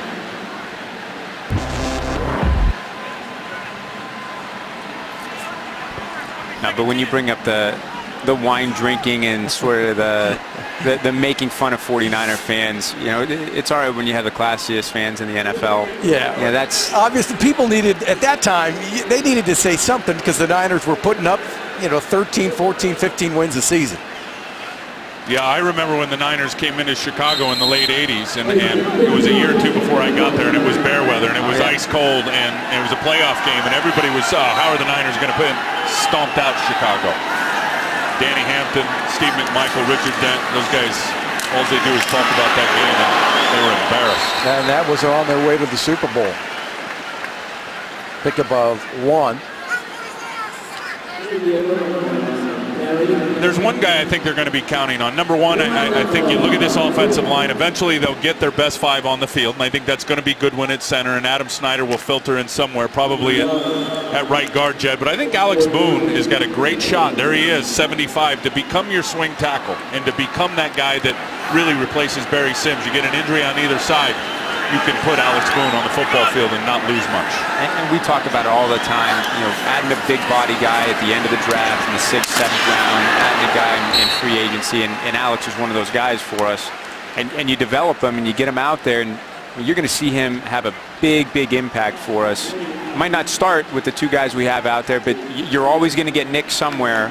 And having Alex come in is going to be a big thing for us. That's right. You think of Joe Staley over the last couple of years, unfortunately, with the injuries, and you don't want that to happen to anybody, but everyone needs a third tackle. Yeah. 3rd down and 9 for the 49ers. They'll send out 3 receivers long, and Williams at the top of your screen, Ronald Johnson at the bottom. And this is where Colin really functioned well at UNR at Nevada Reno out of the spread. And it's a quick pass, and Williams has the ball and the first down for the 49ers across the 45 to the 46-yard line. So I just wish Colin had a little bit more zip on his ball. The hose. Pick him up 25 yards. And that's what you love. Stand tall in the pocket, all 6'5" of them. Read the defense, fast pass. That's a good adjustment by Kyle Williams, too. Reading the coverage, slot defender playing outside leverage. You see it right there. He just runs an in-cutting route. Very good execution from quarterback to receiver. Kyle Hunter takes the football off tackle for a couple of yards. Kyle Williams out of San Jose State cracked the roster as a 6th-round pick last year. And really became a factor on special teams, averaged 20.5 yards on kickoff returns. 17-3, clock moving, under 8, approaching the 8-minute mark.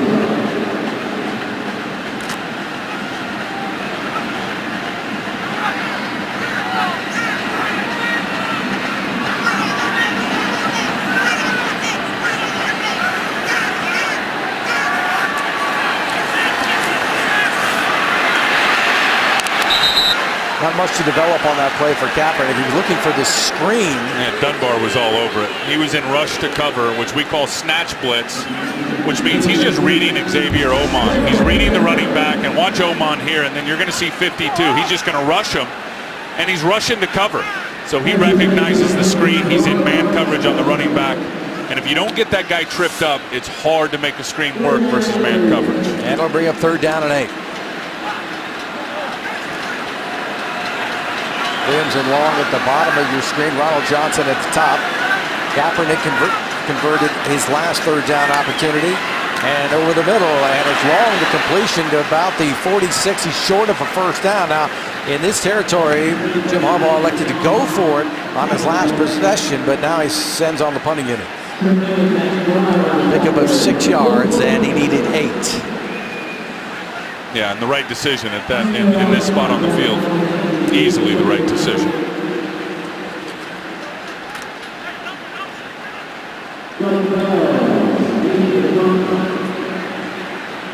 Well, Jed, there's an awful lot to look forward to. There really is. And it's been a tough preseason opener for the 49ers, but as Tim has pointed out, they really haven't showed their hand very much. And the things that have gone wrong are things that they can fix. And Niner fans have the stadium to look forward to. And you're a newlywed. It's all good. Yeah, no, it's good. It's good. We'll get there. It's going to be fun. You know, we were undefeated last year in the preseason. That didn't work out so well. Okay. So we'll make the best of it this year. All right. Jed, thanks for coming in. Appreciate it very much. Thank you. Thanks, Jed. Good seeing you. Good to see you. Time out. We'll be back in a moment. For the latest, for all your information, go to 49er.com for statistics, highlights, analysis, and tickets, or all the latest 49er news. It's 49ers.com. Saw a few 49er jerseys today, but you walk around the French Quarter before game time, and it's all Saints all the time. The Who Dat goes far beyond what's happening inside here at the Superdome. Pickup of 1 yard. Brian Bulkey makes the stop. Daniel remains at quarterback. We saw, I would call it a cameo appearance by Drew Brees. Not that effective. No, Drew completed 1 pass. Same quarterback rating as Alex Smith in the football game. And the first defense played pretty good. But Justin Smith was making plays out there clearly. Ahmad Brooks, when he was out there, he was making plays.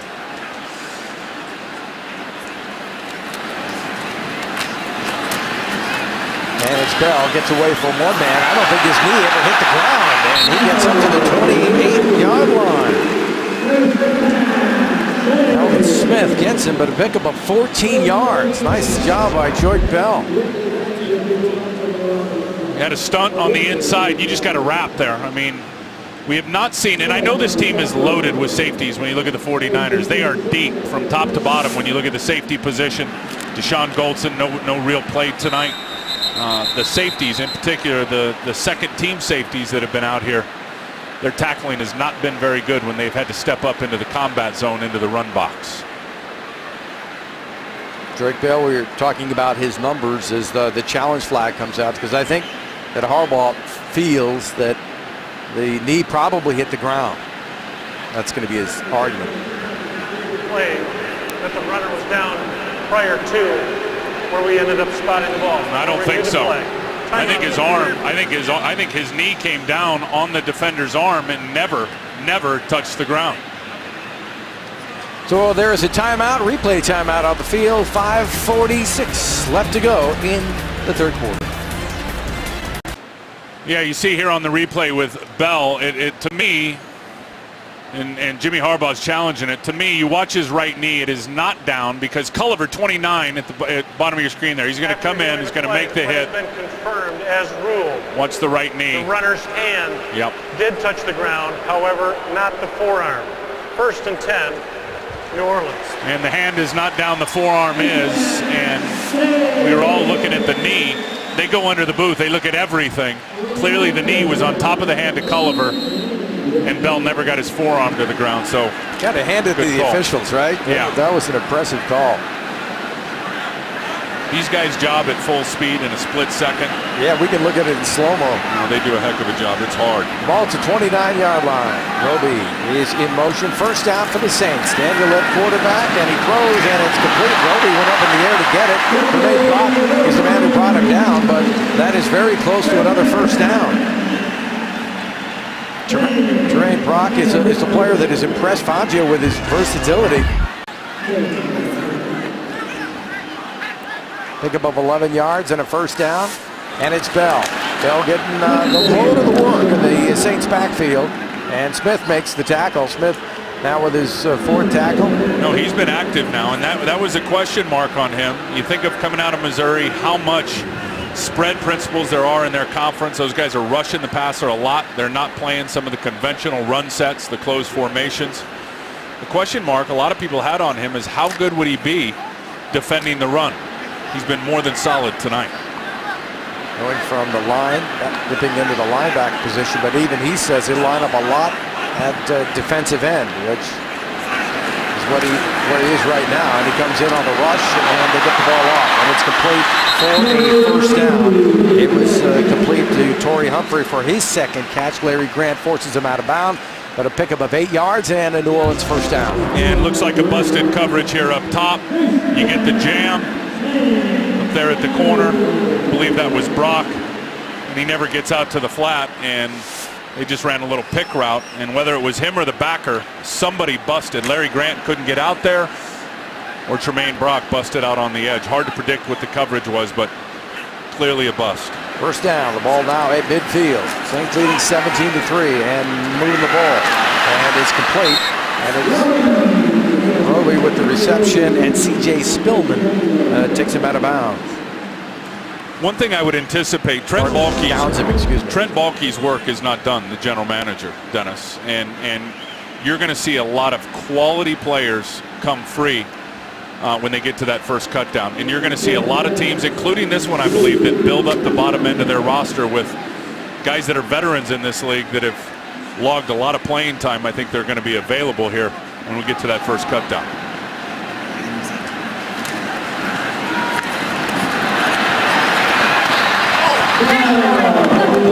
Bell all the time. Culliver came up to make the tackle for the 49ers. But that'll be another first down. They're doing a good job on the ground moving the ball against the San Francisco defense. That's a gain of 8 yards. That was on Antoine Applewhite, the outside linebacker who's playing into the boundary.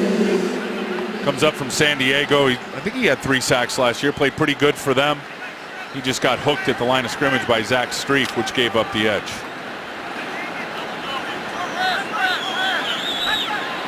Morgan, who returned the punt for a touchdown, now in a receiver for the Saints at the top of your screen. Montez Billing at the bottom. And then a little to pass again. He's looking at the fullback on the out. He's got all the time in the world. He can pitch a tent. And he throws, and it is incomplete. Boy, nice job and a tough job by Tremaine Brock and the rest of the 49er defensive backfield. Daniel had all day. Well, there's only a 2-man rush. They got 9 guys in coverage. Watch how many guys are rushing. There they are, right there. Aldon Smith, he's dropping into coverage. You've got 2 guys rushing against 5. Nice job down the field with 9 guys in coverage. Daniels had nowhere to go with the football.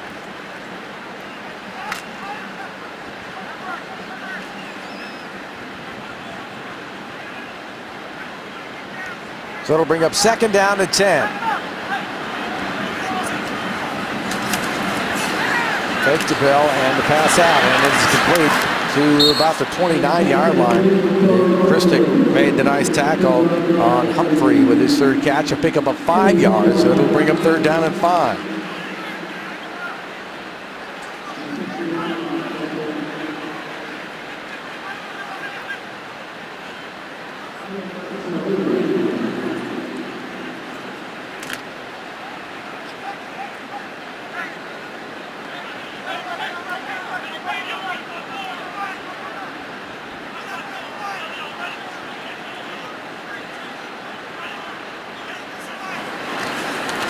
Here comes the blitz now. Mace is coming in, and it is incomplete. Boy, Taylor had that ball right in his hands. Mark Ingram, had the ball, and the Niners tried to put the heat on Daniel, but they were able to get rid of the ball. He just dropped it. Yeah, and Larry Grant is in man coverage on the running back. You're right. That was a good throw by Chase Daniel.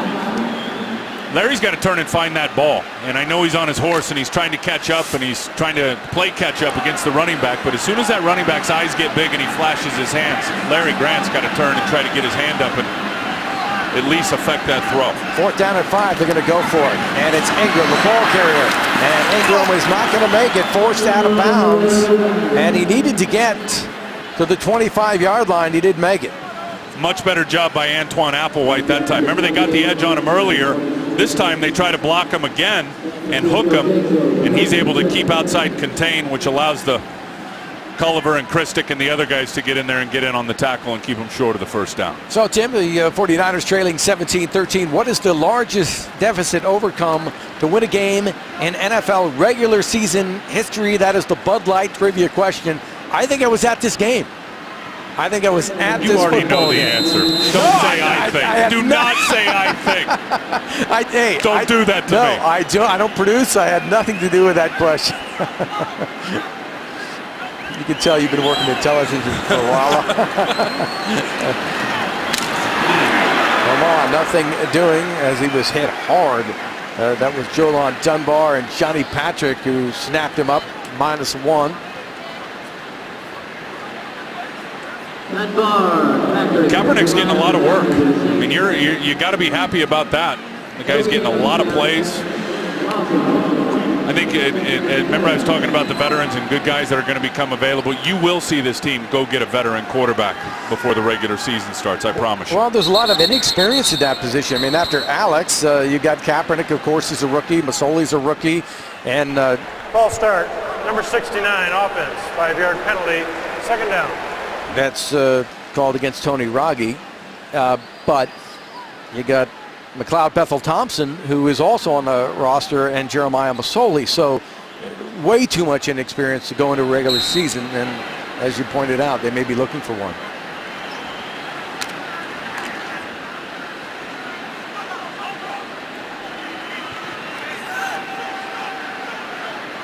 Second down and 15.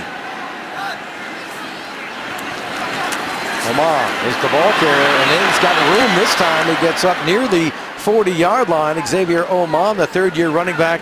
He was a 6th-round pick by Buffalo in 2008. Carries just 5 times for 22 yards, 5'11", 277. Yeah, watch his vision here. A little pump draw, and that's an outstanding block by Person out on the edge. He reads a stunt coming inside of him by the defender.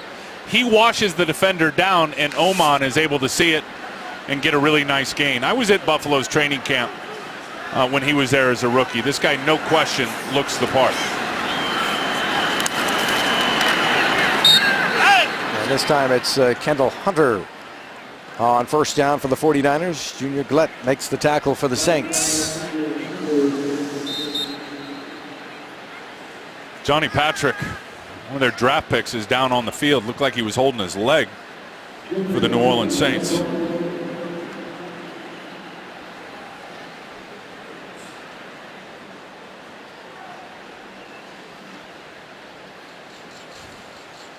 This is the part of the preseason that you don't want to see, because at a 17-3 game to start getting injuries in a preseason game. What is the largest deficit overcome to win a game in NFL regular season history? 28 points. The 49ers trailed New Orleans 35-7 in Week 14 of the 1980 season. They came back and won 38-35 in overtime. Man, you're good. What can I say? You are good. Yeah.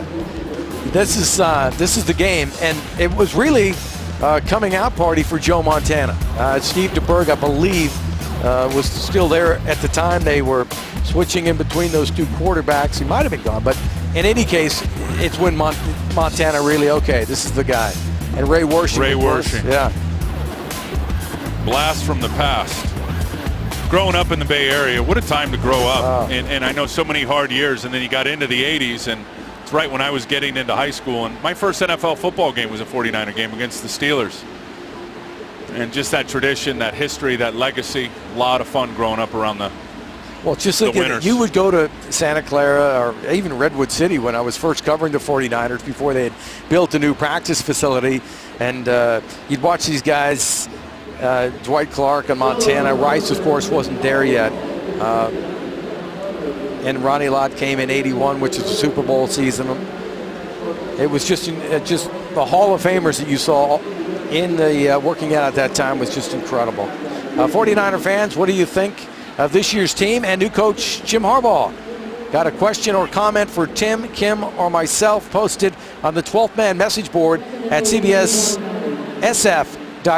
and we may use it on the game broadcast or on the Toyota fifth quarter. I'm sure 49er fans may have a lot to say. Second down and 8. Still a lot of evaluation to be done. Throws, and it's complete. And Cochran makes his first reception for the 49ers. Martell's Wilson makes the tackle for the Saints. Cochran, free agent rookie, ran behind Anthony Davis at Rutgers. Anthony Davis long gone from this game. 17-3. That's the end of the third quarter. The fourth quarter coming up. Call 415-GO-49ers or visit 49ers.com for season ticket packages that include the September 11th home opener against the Seahawks, the September 18th showdown with the Cowboys, and the regular season home finale on Monday night, December 19th versus the Pittsburgh Steelers. I promise you look at the NFC West and you look at Seattle, they've got a change at quarterback. Got second-year quarterback in St. Louis, sweeping changes down in Arizona. Look, Kevin Cobb's only got 7 starts in pro football. Dennis, this division is going to be wide open. Well, 7-9 team went to the playoffs last year in the Seattle Seahawks. And then beat these New Orleans Saints. Yeah, and an absolute shocker, one of the biggest upsets in playoff history.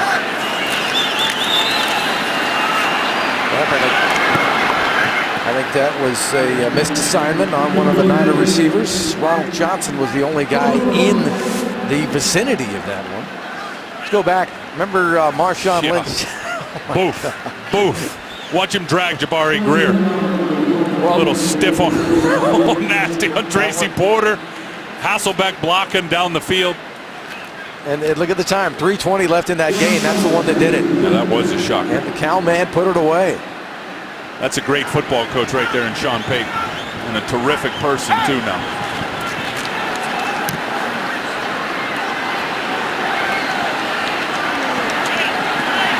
At the 5-yard line. And look out. We've seen one go already. Almost happened again.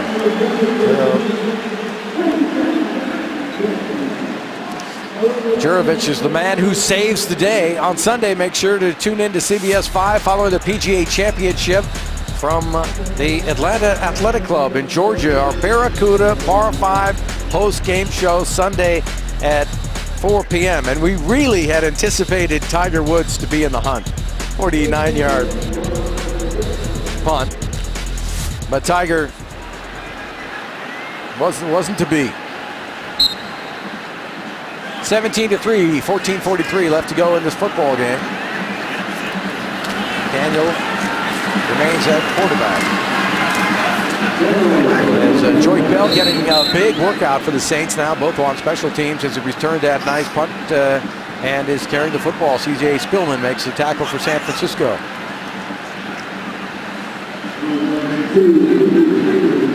The run defense, the stout run defense that has been one of the excellent parts of the 49er football team the past couple of years will be tested with the loss of Braille Franklin coming over to the Saints, and of course the departure of Takeo Spikes. So far pretty good tonight. Daniel throws the ball and it is incomplete. It was intended over there for Andy Tanner, but Phillip Adams able to jar it loose. Yeah, when the starters were out there, the run defense was outstanding. You're not going to block Justin Smith, and that's a tall order now when you look at the New Orleans Saints, especially their interior with those big Pro Bowl guards and Carl Nixon, Jari Evans, excuse me. The interior run defense of the 49ers when those starters were out there was very solid.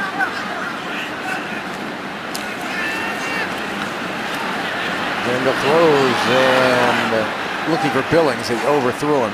Phillip Adams was over there on the coverage. It'll bring up 4th down. And the interior line for the 49ers nose tackle with the departure of Franklin. Isaac Soboaga has missed, I think, 8 practices in a row, so he didn't play, obviously. And I think he's dealing with a hamstring. Yeah, that's what he's dealing with. They got a lot of guys that didn't play and start this game tonight. Left a lot of guys at home. Shante Spencer, Terrell Brown, some guys that they'll be counting on in the back end in that secondary. Ronald Johnson takes the football and doesn't get very far. It's about the 24-yard line. Here's brought down by Kyle Nelson there. 13:45 left to go. We're back in a moment. Welcome back to the Louisiana Superdome, and you may have read in the paper, and Jim Harbaugh certainly told us in the meeting that he expected all 4 quarterbacks to play tonight. Of course, we haven't seen, the only rookie quarterback we've seen is Colin Kaepernick, and it looks like we're going to see a lot more of him. Jeremiah Masoli and Bethel Thompson were out on the field, and they have been warming up, but it remains to be seen if we're going to actually get to see any of those guys play tonight, guys. All three of those quarterbacks really have Northern California connections. Kaepernick from Turlock, and McLeod Bethel Thompson goes to Sacramento State, and Jeremiah Masoli, born in San Francisco, went to Sarah High School in San Mateo that produced a pretty good baseball player. And later led City College of San Francisco to a national title. Guy looks like a running back down on the field. 35-plus plays in this game for Colin Kaepernick. He's getting a nice workload. Valuable reps. And it continues. The flag down, and it is incomplete as Kaepernick. Gillette lost his helmet going after Kaepernick. Face mask, number 75, half the distance to the goal, first down.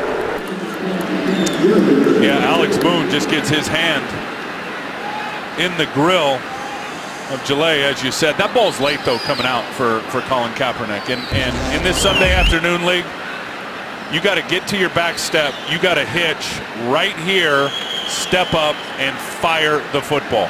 He double hitches, he steps up, he tries to buy some time. Then he unloads the football. By then it's way too late. Watch the defenders in the white shirts break on it. That's easy pickings. So that brings up a 1st and 22 situation. Line up two receivers to the bottom, Williams and Johnson, and they hand it off. Omar, nothing doing. The Saints smelled that one out. Jonathan Amaya there, and Cameron Jordan. Cameron Jordan, first time I've been able to mention his name tonight. The defensive lineman out of Cal, the Saints' first-round pick, 24th overall. And again, look at all the pressure. I mean, you see defenders, safeties, linebackers, guys coming from the second and third levels, even blitzing the run. This is going to force the 49ers and Mike Solari, the offensive line coach, to go back and really evaluate, go introspective, and they're going to learn a lot, Dennis, from this football game. Nice play that time over the middle. Kaepernick to Williams beyond the 20-yard line. It'll bring up third down. Tremaine McBride made the stop and pick him up 9 yards. He's done a nice job. I think you see what Colin Kaepernick can do when he stands tall in the pocket, Dennis, and the ball comes out on time. And a signature play of the West Coast offense. Make no mistake, those are the principles of this offense, and the plays called by Greg Roman. That's going to be a big play in the future, running that weak side slant. Well, he put that one right on the money. It'll bring up third down at 12. Kaepernick throws, and it is intercepted, and he was looking for Ronald Johnson over there, but it was picked off by Terrell Lambert.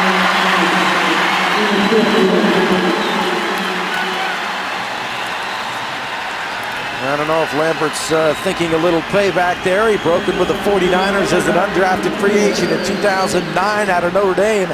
And he comes up with the first pick of the 49er rookie quarterback. Again, the ball comes out late, and Colin Kaepernick's got a big windup. So it takes for that ball to come out, and they're just simply playing cover two with the defender out there, Lambert. He does not have a number 2 receiver coming his way, so Colin Kaepernick read cover 2. He thought that Lambert was going to play the flat. There was no second receiver out that way, so Lambert carries it to the safety. Not a good decision, not a good throw by Colin Kaepernick. Saints been working with good field position all night. Ball at the 39. Daniel, 3 receivers to the right to pass. Flushed out now, look out. And there's a flag. And it is, ball falls incomplete. Pressure that time of the 49ers by DeMarcus Dobbs. Number 60, offense, 10-yard penalty, first down. Dobbs has made a couple of nice plays in this game, and he's long now. You look at his body type, 6'6", big long arms. Nice job there on the rush. Easily a hold and an easy call for the umpire to be able to call that. But you look at that big body, you think of the 3-4 defense, tall, long arms, playing the defensive end where you want those defensive ends to lock guys out in 2-gap. He really fits the bill physically for what Vic Fangio is doing schematically in the 3-4 defense. A couple practices that I saw, Tim, that guy definitely stood out. Knocked down one pass right back into Alex's face. And a nice job defensively there. And a nice pass complete to the 45-yard line. Good job to get rid of it. Complete again to Joy Bell. Ian Williams makes the tackle for San Francisco. You look at all these rookies. I was talking to Jim Harbaugh before the game. You'll see Ian Williams here out of Notre Dame. Does a nice job reading the screen and able to disengage off the block and get in on the tackle. Jim told me that he's been very happy with all the rookies. And the lion's share of those guys have come in. They came in shape, and as he said, it functioned very well. They've been pleasantly surprised. They really feel like they got the right guys. Second down, long. Daniels had time, and it is complete. Tanner inside the 30 to the 24-yard line, and that picks up the first down. Andy Tanner makes the catch. Taylor Mays makes the tackle for the 49ers. And you'd like to see Alex Joseph get some more depth there. You see him at the left of your screen, number 50. He's playing the hook zone. You'd like to see him get a little more depth and make the quarterback put more air under the football. And that way it's going to give Taylor Mays and some of the other defenders an opportunity to get there. Andy Tanner, former Division II star, impressed the Saints at camp last year, made the practice squad. Pretty tough. They've upgraded that position. It's been awfully tough to crack a receiver spot on this team. Taylor, the ball carrier, takes it down to the 17-yard line. Ryan Bulkey makes the tackle. And they don't even have their big gun going tonight, nor do they have Meacham going. Marcus Colston, of course, the best receiver here with the New Orleans Saints, who really has been shut down over the last 4, 5, 6 days because of his knee. And I believe he's had 4 or 5 procedures in that knee. He's a terrific, terrific player.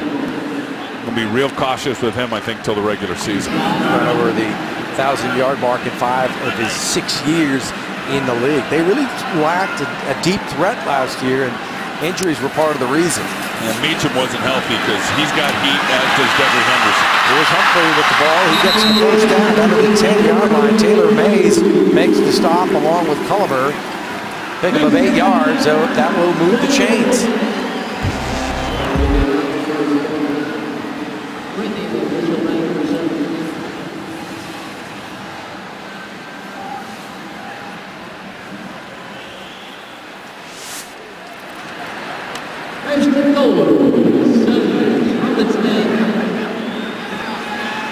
So it'll be first and ball just outside, but that'll be first and goal at the 10.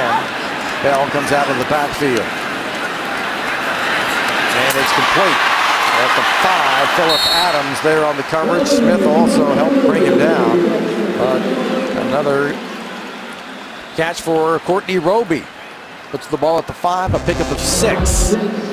And you could just tell with even the synchronicity with the backups here for the New Orleans Saints. Their timing is just much better than the San Francisco 49ers. They had tremendous participation in their offseason activities, which were orchestrated by Drew Brees and Jonathan Vilma on the defensive side of the ball. I think we've seen a clear illustration of that here in this game tonight in terms of the execution and the precision. Ball at the 4, second down and 4. Daniel hands it off. And near the end zone. Did he get in? Yes. Touchdown Saints. Well, Chris Taylor with a 4-yard touchdown run, and the Saints are on the board once again.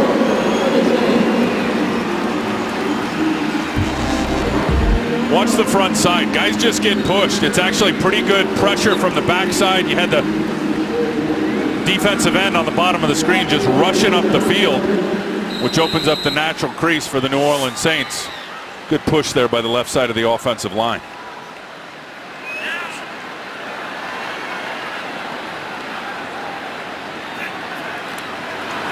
Good, Huntley with the point after, and it's good. So with 8:33 left to go in the football game, the New Orleans Saints have opened it up once again. They lead the 49ers 24-3.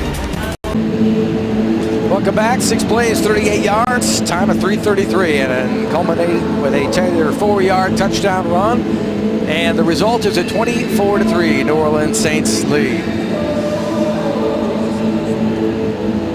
Obviously, the time of the game where the Saints and 49ers getting a long look at backups. The difference probably being that the Niners may have more jobs available than the New Orleans Saints. Well, and the quarterback, Chase Daniel, who's been playing pretty good, he's been here. He understands this system. The installation in his head is complete.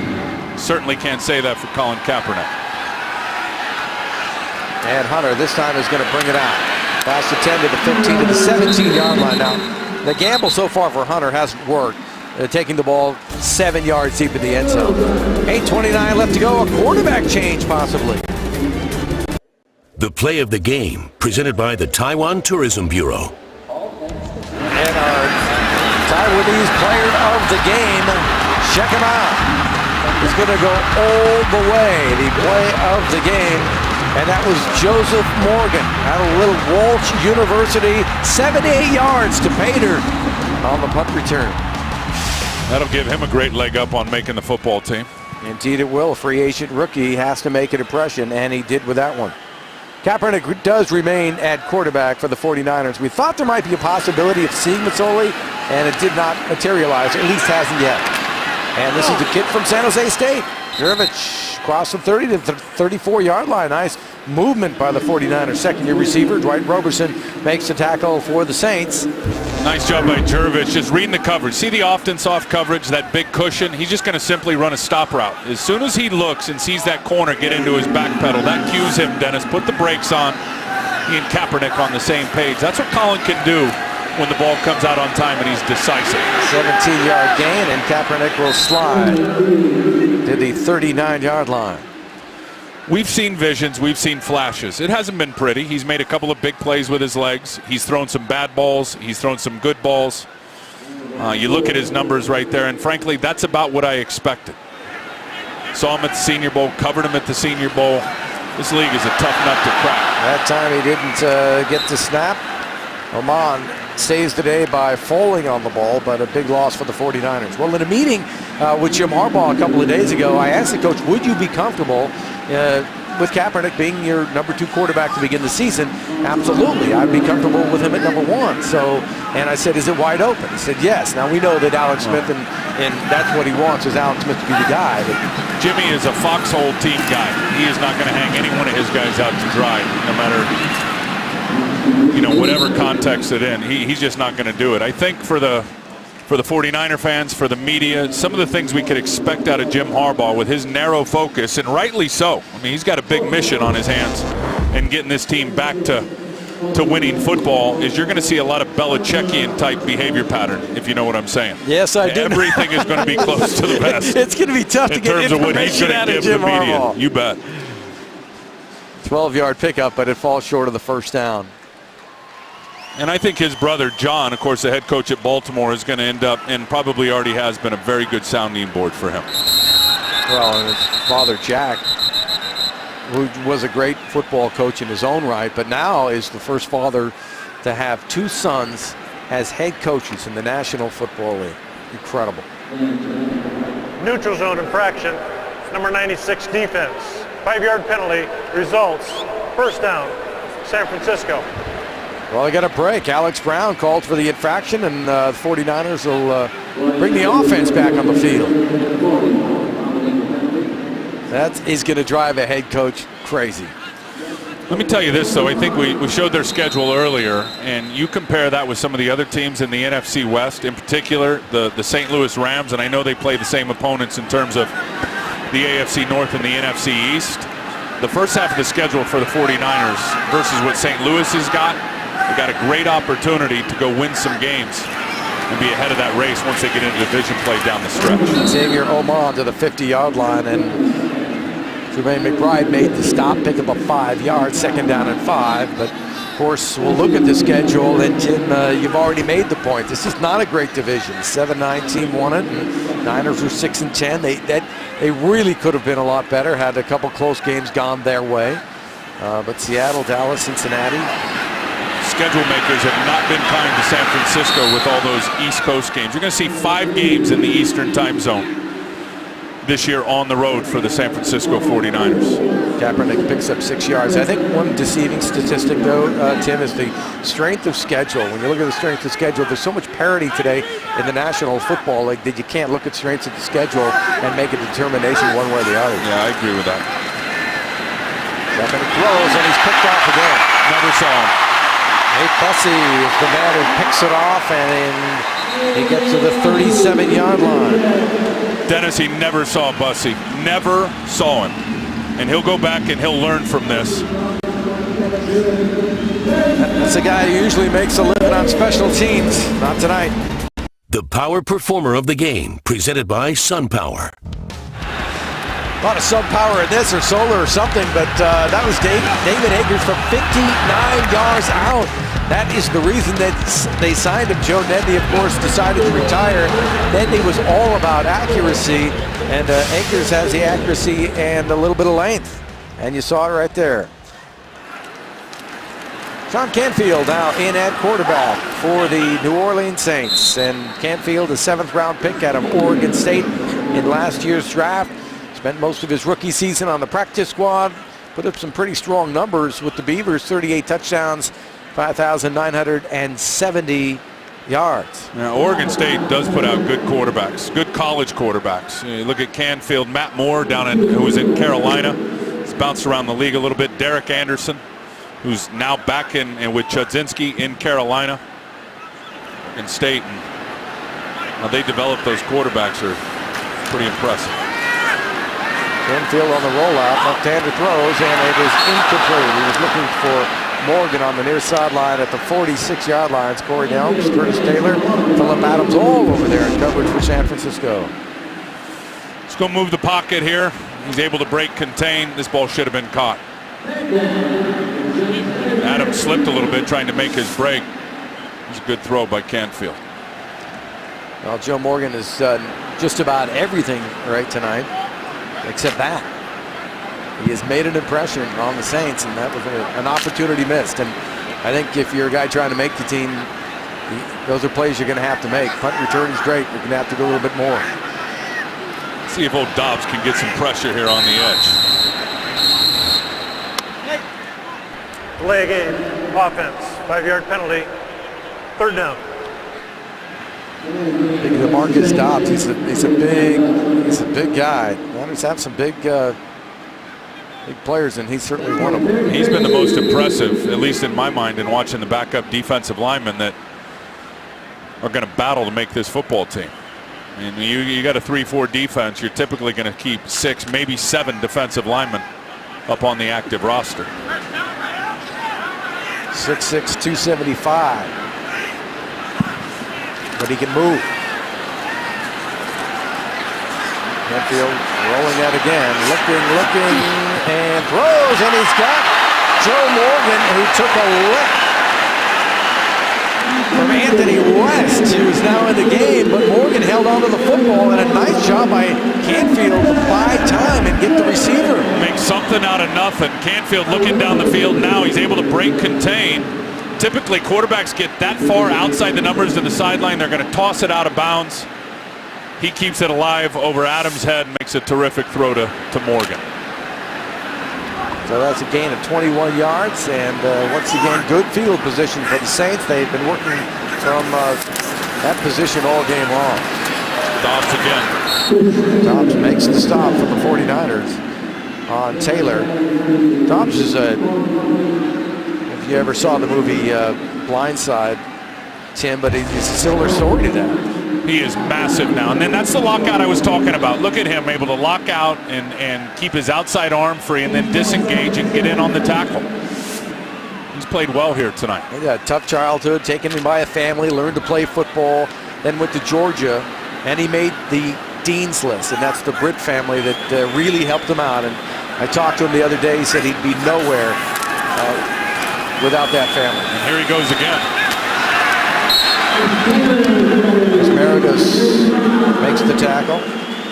Look at him with the old school hand tape. Got it all taped up. And he's going to make a little mistake here by peeking inside. Just peeks for a second and then gets tripped up in the wash. That's a good job. That's what you ask your guy to do. String it out, get it down the line of scrimmage, and hope for some help out on the perimeter. I love that hand tape, though, that he's got working. That's a thing of the past, isn't it? Yeah, got the thumbs all taped up. Ready for battle. Ian Williams got in on that tackle.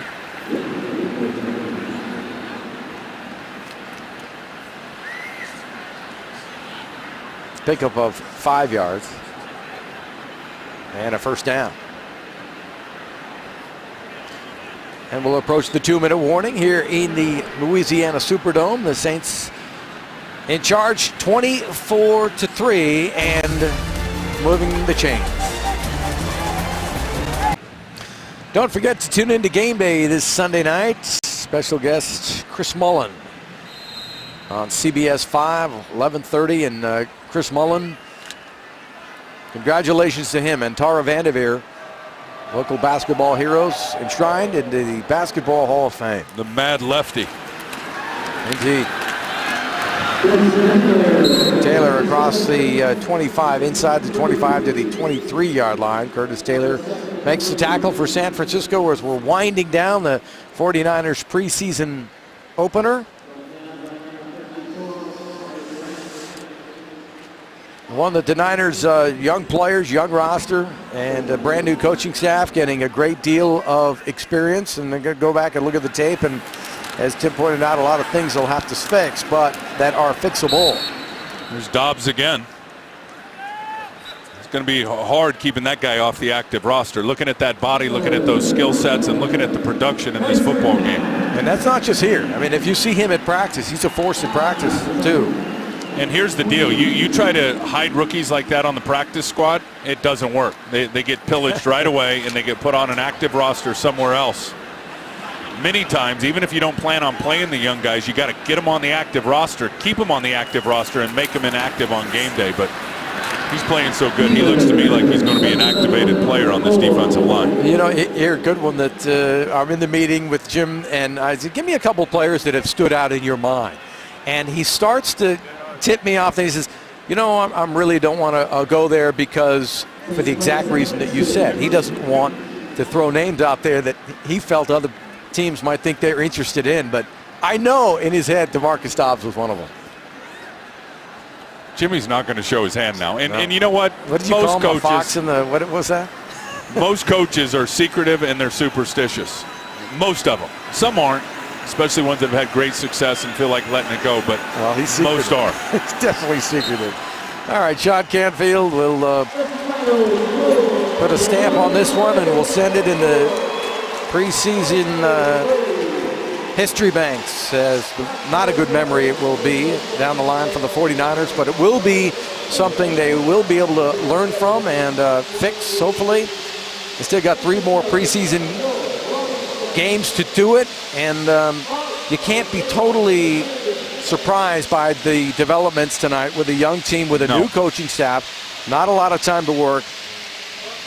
And you saw the result tonight, 24-3. The final. We'll wrap it up from the Louisiana Superdome, where the Saints defeat the 49ers 24-3. Back in a moment.